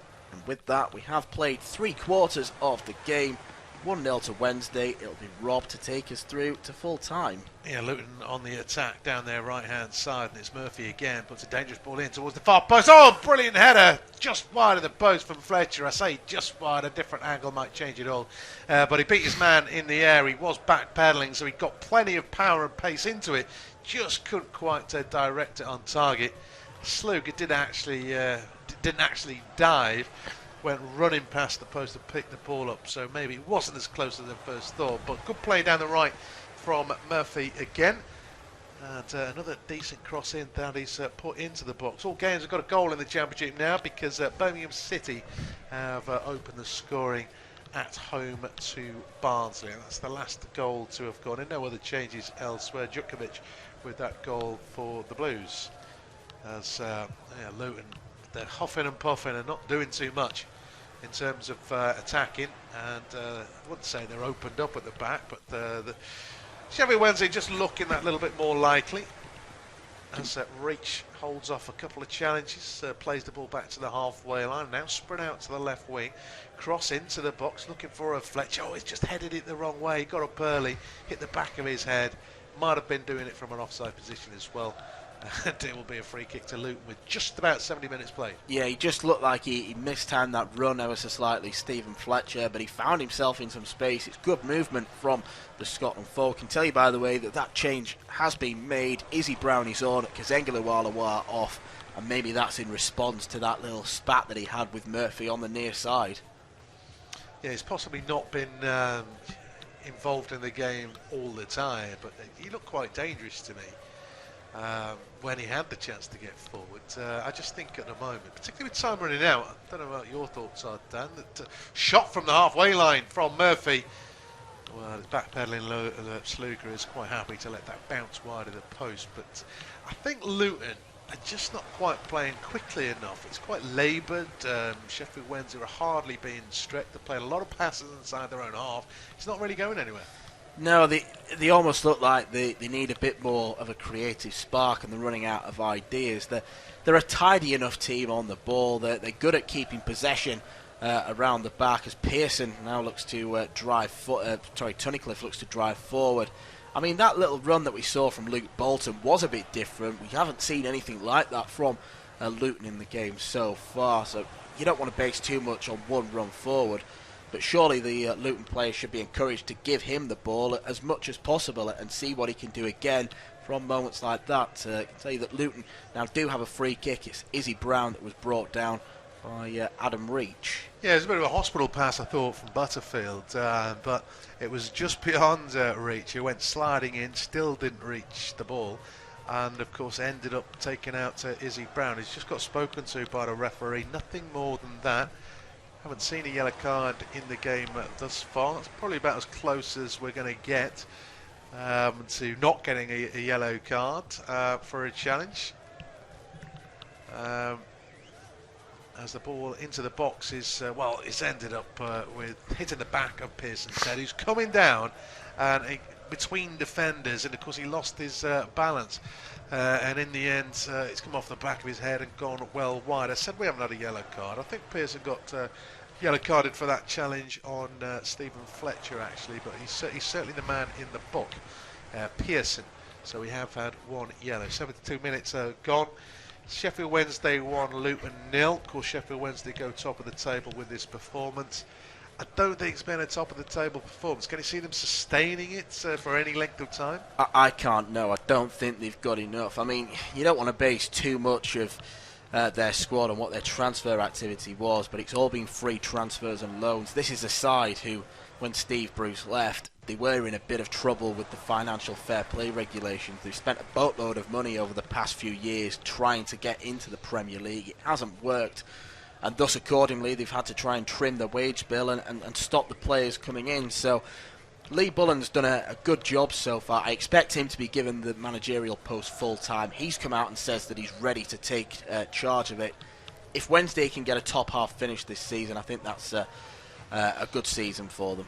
Yeah, of course, it's only top of the table until tomorrow. Of course, they were a point behind 5 teams on 7 points, so any one of those could win tomorrow and return to the top of the championship. But, I mean, Luton are playing football, which is a credit. They're just doing it all inside their own half, and so they're struggling to get out of their half at the moment before Sheffield Wednesday get a challenge in, although here goes Bree trying to work 1-2 with Cornick down the left-hand side. Cornick appears to have switched flanks. It's only cleared as far as Shinnie. Still Brown takes over with maybe 40 yards from goal. Plenty of Sheffield Wednesday players back behind the ball, out to the left flank, and Cornick again onto his right foot, swings it in. Too deep. There's only one man in the box to aim for. It's way beyond him. And it's going to bounce away for a goal kick to Sheffield Wednesday. So not quite happening to say the least. I can tell you there has been a change made with Ruddock coming on for Butterfield. Yeah, I think it just gives Luton a little bit more running power from midfield. Butterfield is a neat and tidy footballer.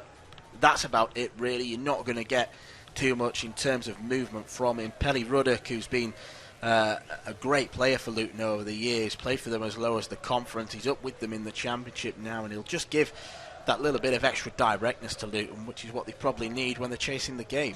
Made all 3 changes now, have the trailing side at Hillsborough. Sheffield Wednesday 1, Luton 0, and Wednesday haven't gone to the bench as yet. As they're really struggling to break down Luton. We mentioned the goal stemmed from a mistake, and although they've been comfortable in possession, they haven't really looked like they're going to add to it. I know Fletcher's had a goal chalked off, but he was offside as Ruddock clips it down the right flank, trying to get Luton going, but still inside their own half. They have to settle for a throw-in. Now the ball is played back inside their own 18-yard box to Pearson, to Sluga. Bradley still inside the 18-yard box. There's only 15 minutes left. There's certainly adopting a patient approach as it's worked out to Bree left-hand side. Infield to Ruddock. Time and space. Square ball to Tunnicliffe. Just crossing the halfway line now. Shinnie, in fact, finds Tunnicliffe. Wasn't a great first touch. The pass is back to the halfway line. Luton start again. Now Izzy Brown rather gets in the way of his teammate there, but it breaks Carney. Brown now has it right edge of the box, tries to dig out a cross, but it's blocked by 2 Sheffield Wednesday players. Goes behind for a corner kick. Collins getting involved there as well. He's had a quiet game really, let alone the second half. But an opportunity, 14 minutes to go, Luton have a corner. Yeah, it's a good opportunity this for Luton, and finally when they made that run forward, they looked like they were sending bodies. I think there was another 3 or 4 in support of Izzy Brown as he looked to get the ball into the box. Took a big deflection, corner kick now for Luton. This is where their big men need to step up. It's from the right, an away swinger into the mix of 2 players go down. Luton want a penalty. It's only cleared just out the side of the box. Oh, and Cornick stabbed the foot at it. Really should have gone with his left. Tried to go with his right, and I'm not even sure he made contact with the ball. It's through to Westwood. He picks it up. But I suppose Luton had a penalty claim. They haven't really surrounded the referee, so they weren't exactly serious. It's another opportunity for Cornick that he hasn't even made the most of, just bringing down in a moment, because there's real pace shown down the left-hand side by Sheffield Wednesday, and they've won a corner. Looked a lost cause for Harris, but he had that much pace on Pearson. Pearson just happy to stab it away to safety. Now a corner to Sheffield Wednesday. Yeah, I don't know whether that's pace from Kadeem Harris or a lack of pace from Pearson, but going back to that penalty shout at the other end, it was Sonny Bradley, who's 6'5", we've mentioned throughout the game, and he went down so easily. I don't think there's any surprise that the Luton players didn't surround the referee, just because it was never going to be a penalty in a million years. Down the other end, the goal scorer, Harris, who at this stage of the game you've probably got to give the man of the match here, because he's come up, or he's popped up in that key area when he's been needed. He's the man of the match, and it was great closing down from him. Corner to Sheffield Wednesday on their left. It's towards the near post, headed clear by Brown. The break is potentially on, because Bolton's certainly matching the pace of Udabaju, trying to close him down. Izzy Brown takes a little bit too long on the ball. His attempted through ball is blocked up in the air, won by Border back to Westwood, who clears downfield. It's a healthy clearance as well, although Fletcher's come from an offside position, so it will be a free kick to Luton. That isn't for the first time of course he has been offside. He's Scotland international, or is it former Scotland international? Luton are wasting a little time in getting the ball back, going forward again, working it out to the left hand side with Bray, but checks back onto his right foot. Now Shinnie inside to Ruddock, who holds off the challenges of Fletcher. Now it's Shinnie, poor touch from Collins. That allows Udabaju to clear downfield into the Luton half. Bradley just digs a ball down for Shinnie, who wasn't quite in total control on that ball, and then couldn't find a pass either. The ball getting away from him. Slice to Lees, who clears up to the halfway line. Ruddock felt he was fouled, but not according to the referee. Reach has been putting himself about as the man closest to him. Sheffield Wednesday have possession back. Can tell you that Birmingham have possibly made their game safe.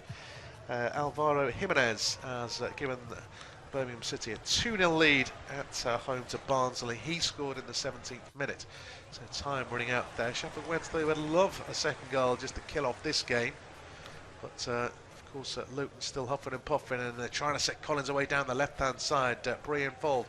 Collins onto his right foot, back to Bree, who just knocks it past the fullback. Can he keep it in? Yes he does. Stabs it in towards the near post. Diving at a clear from Fox.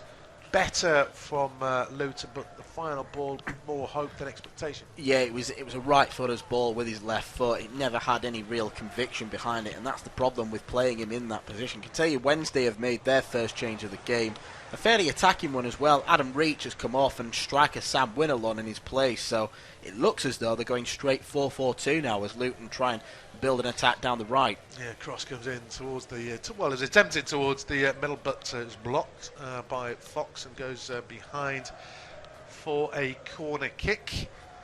And they have had at least one threat from a corner, but it's fair to say that it's not been a constant threat from set pieces or wide deliveries.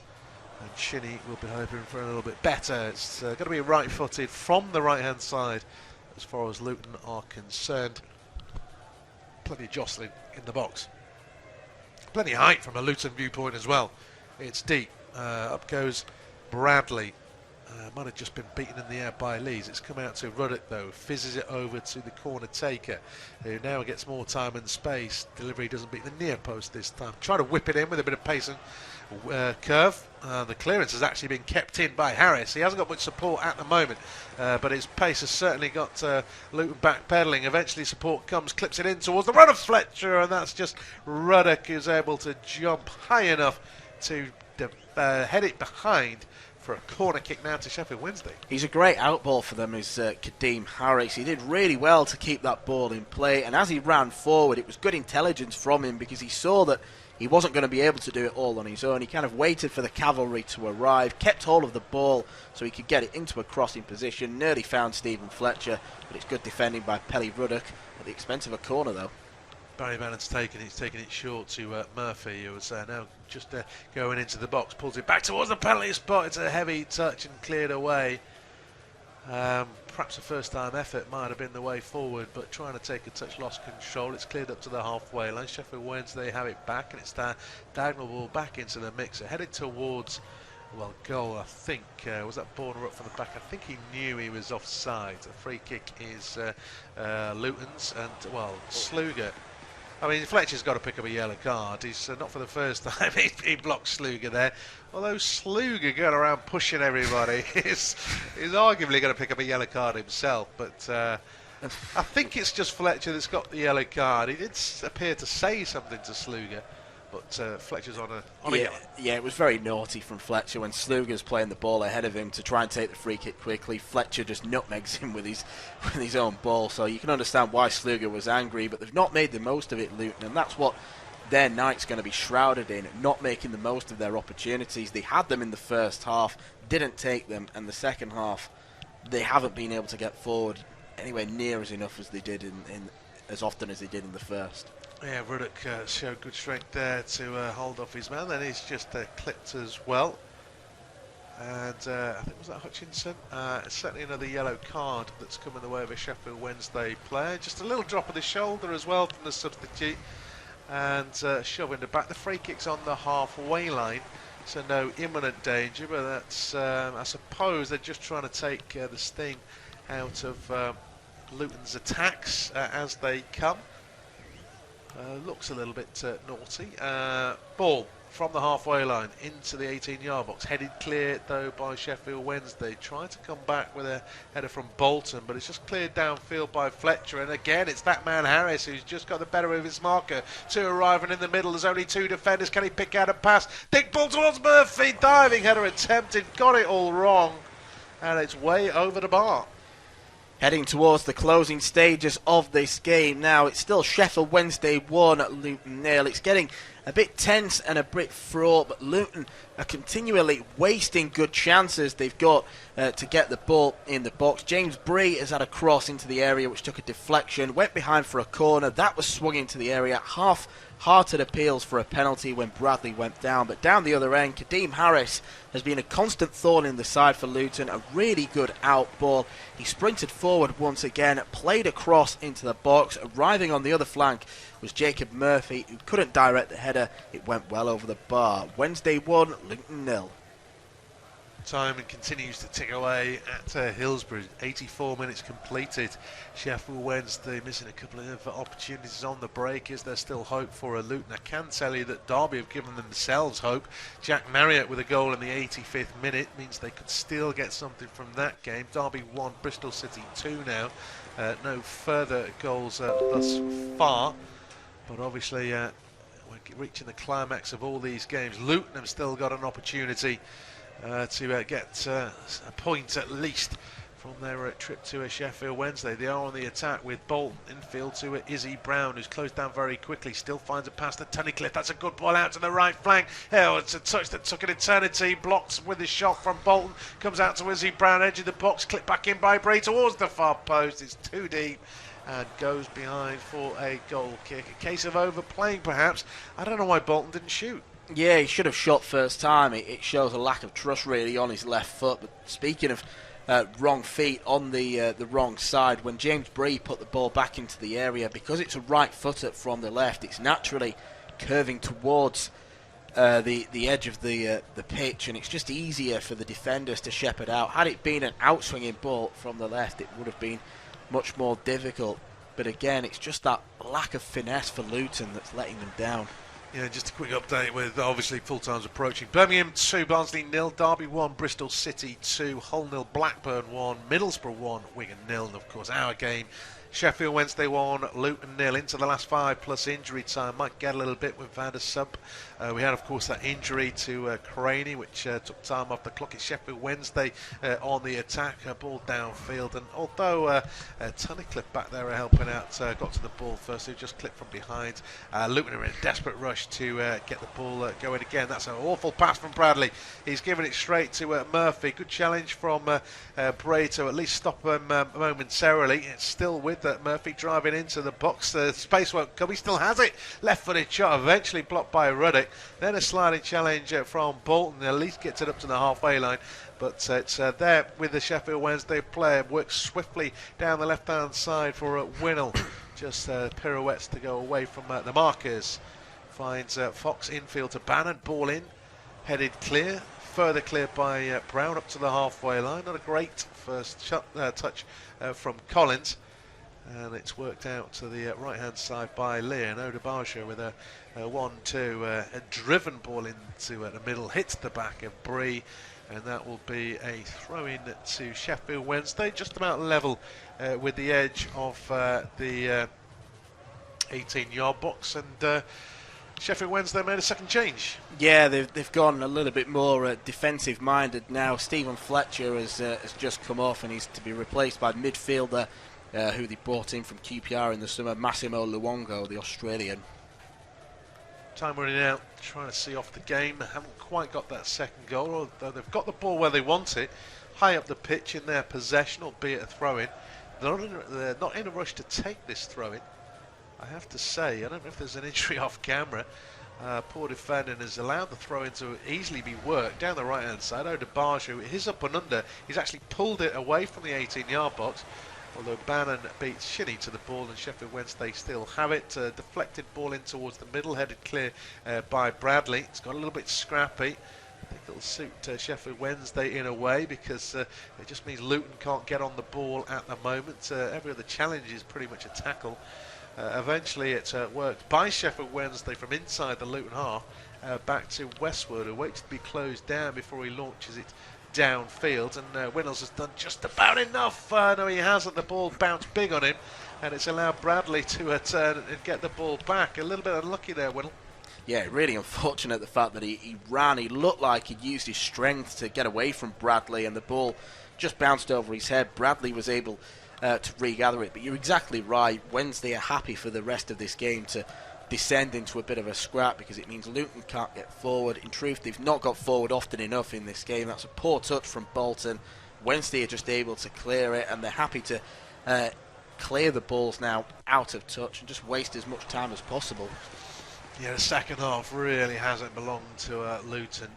They impressed to a degree in the first half as the away side, but yeah, the second half things haven't quite worked out for them. Not helped by an injury, of course. Not helped by a mistake from Sluga. which of course led to their goal. Sheffield Wednesday not been at their best today. They appear to be heading towards 3 points. Into the final minute at Hillsborough, the independent off-tube studio commentary. A goal to the good to the home side, but it looks like it's going to be a long free kick just launched into the box from the halfway line. It is. No finesse about this one. A big up and under. Powerful header clear though from Lees. Only as far as Shinnie. Finds Cornick. Back to Shinnie. Now Brown. Again, it's rather laboured in possession. Everybody wants an extra touch. Now Shinnie tries to take on Bannon. But Bannon, he read the intentions. Wins it back. Although then rather dwells in possession. He's perhaps lucky that he just stretched out, managed to get a touch before it went across the touchline. Of course, it hit Shinnie last, and it'll be a Sheffield Wednesday throw. And this will probably be, by the time this is taken, 90 minutes plus 90 minutes complete, and we'll have injury time left. Sheffield Wednesday haven't overly impressed, have they? No, they haven't, but I suppose we say it a lot. Whenever a team doesn't impress and wins, it's the hallmark of a good team, the fact that they don't have to impress, and that's a long ball played forward now, potential counter-attack, but great pace back shown by Luke Bolton again. He's certainly a very rapid player playing on that far side. Yeah, it could be an outlet for them going forwards, but obviously it was needed there. Very high line from Luton, pretty much on the halfway line. It's just a sensible ball over the top. It was a top bouncing ball for Winnell to control, and as he didn't do it cleanly, Bolton, just raced back and cleared it into touch. Throw in is Sheffield Wednesday's, and that's good play as they work it from the left-hand side. Shot comes in, just fizzed past the far upright. With it was tight for space on that left-hand side, but in the end, not a bad strike, and that could have killed the game off. Minute of added time completed. Not sure how long we've got actually. Didn't see the board go up. No, didn't see it go up, but it was a really good opportunity that for Sheffield Wednesday. Good driving run in field, and I suppose perhaps the fact that it didn't end up in the back of the net means that they've kind of waited an opportunity to get the ball towards that far corner flag. But yeah, good chance for Wednesday. Yeah, Lee's come on for a Harris incidentally. Final substitution for Sheffield Wednesday to shut up shop, you would have thought. It's been a pretty good outlet today, has Harris, and of course at the moment he's the match winner, but there's still time potentially for Luton to salvage something. They're on the attack down the left hand side. Tunnicliffe on the flank. Oh, he's gone down very theatrically, was he? Touched Odebarge, you can't believe it, the referee has given it him. Looked to me as though there wasn't that much contact and the ball had gone into touch for a throw into Sheffield Wednesday, but they've got a free kick with the Izzy Brown racing across to take it. We're into the 3rd minute just of added time, and I'm not convinced that was a free kick, but we'll see if it comes to anything. Sheffield Wednesday might have something to say. They should it. Very long line, 10 yards away. The referee, David Webb's put down. There's a one-man wall. How long is that line for a one-man wall? He's obviously got lots to get rid of as it's pumped into the box, and that's a Luton head that got on the end of it. He's appealing for a corner. Oh, it must have taken a touch off a Sheffield Wednesday player behind. I think it was Bradley up from the back, and I might have just glanced it. Can't tell you Birmingham City have beaten Barnsley 2-0. That is a full time. We're deep into stoppage time and all these games, of course. Late corner for Luton on their left-hand side. Brown with it in towards the near post, and it's Pearson this time who got there first. He's not that far out.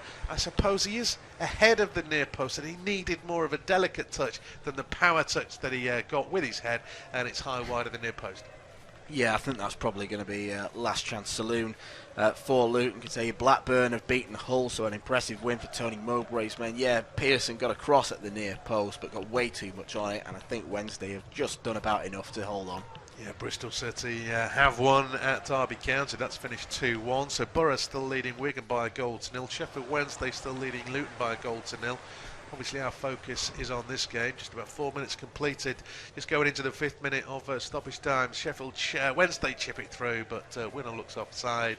He looks miles offside as well. He's still carried on with his shot. Not sure if that'll get a yellow card, but it is a free kick to Luton.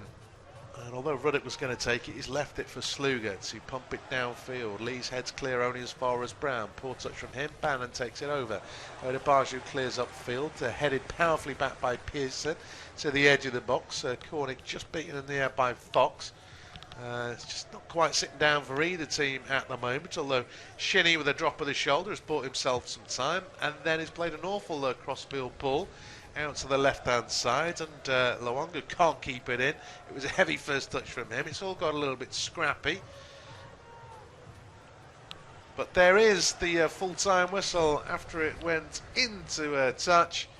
And well, Sheffield Wednesday, it's not been their best performance today, but importantly, they've got the victory. Harris with the goal, largely thanks to a mistake from Sluga. And well, he did more than held on in the end. But Right, so it's full time. It finished 1-0 to Sheffield Wednesday, I believe. Yeah. Alright, so we're going to go through the other scores. So Birmingham won 2-0 against Barnsley, and then Bristol City beat Derby 2-1. Blackburn beat Hull 1-0.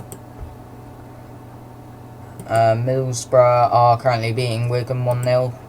And finally 1-0 between Sheffield Wednesday and Luton. Harris with the goal. We're going to look at the match facts. We're going to look at the league table. We're going to look at the other scores. And then we'll end the stream. So 55% possession for Luton, 45% for Sheffield Wednesday, 10 shots for Luton, 9 for Sheffield Wednesday, 3 shots for Sheffield Wednesday on target and 2 on target for Luton, and then 3 corners for Sheffield Wednesday and 8 for Luton. And then now we're going to look at all the other, actually no, look at the leads, no, look at the other scores, then the league table, and then top scorers. So let's click on this.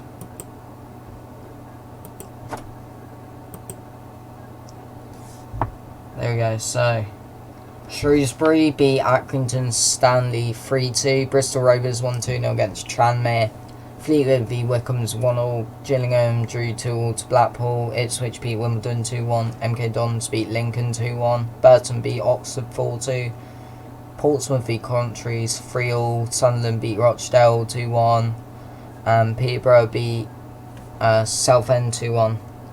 Then in League 2, Cambridge beat Scunthorpe 3-2. Cheltenham beat Carlisle 2-0. Crewe beat Crawley 2-1. Grimsby drew 2-2 to Colchester. Morecambe won 1-0 against Macclesfield. Leyton Orient beat Mansfield 3-2. Oldham drew 0-0 to Exeter. Plymouth v Salford 2-2. Port Vale v Forest Green 2-1. Bradford v Stevenage finished 1-0 to Bradford. Northampton beating Swindon 1-0 and finished 0-0 between Walsall and Newport. So now we're going to look at the league tables. So we'll start off with the Championship, then go to League 1 and League 2. So Sheffield Wednesday go top of the league off that win. Bristol City move up to 7th, Birmingham move up to 8th, Blackburn move up to 10th, Derby move down to 11th, Middlesbrough move up to 14th, Hull go down to 15th, Barnsley go down to 17th, Luton go down to 23rd, Wigan go down to 21st, Stoke at the bottom. And then in League 1, Blackpool top of the league, still unbeaten. Lincoln second, then Coventry third, Wycombe fourth, Ipswich fifth, Sunderland sixth, and then in the bottom 4, Accrington, Southend. Did Southend win? Probably not. No. So Bolton and Accrington have a game in hand, so do Gillingham. And then Bolton and Bury at the bottom. They're pretty much screwed, to be honest, them two. And then League 2, Crewe are top of the league, Bradford second, Cambridge third, Exeter fourth, Cheltenham fifth, Plymouth sixth, Swindon seventh. And then in the bottom they have Oldham and Scunthorpe. everyone's played 4 games in that league, so there's no games in hand or anything. So that's going to end it for this stream. I am going to do a stream tomorrow for one of the championship games. I haven't decided which one.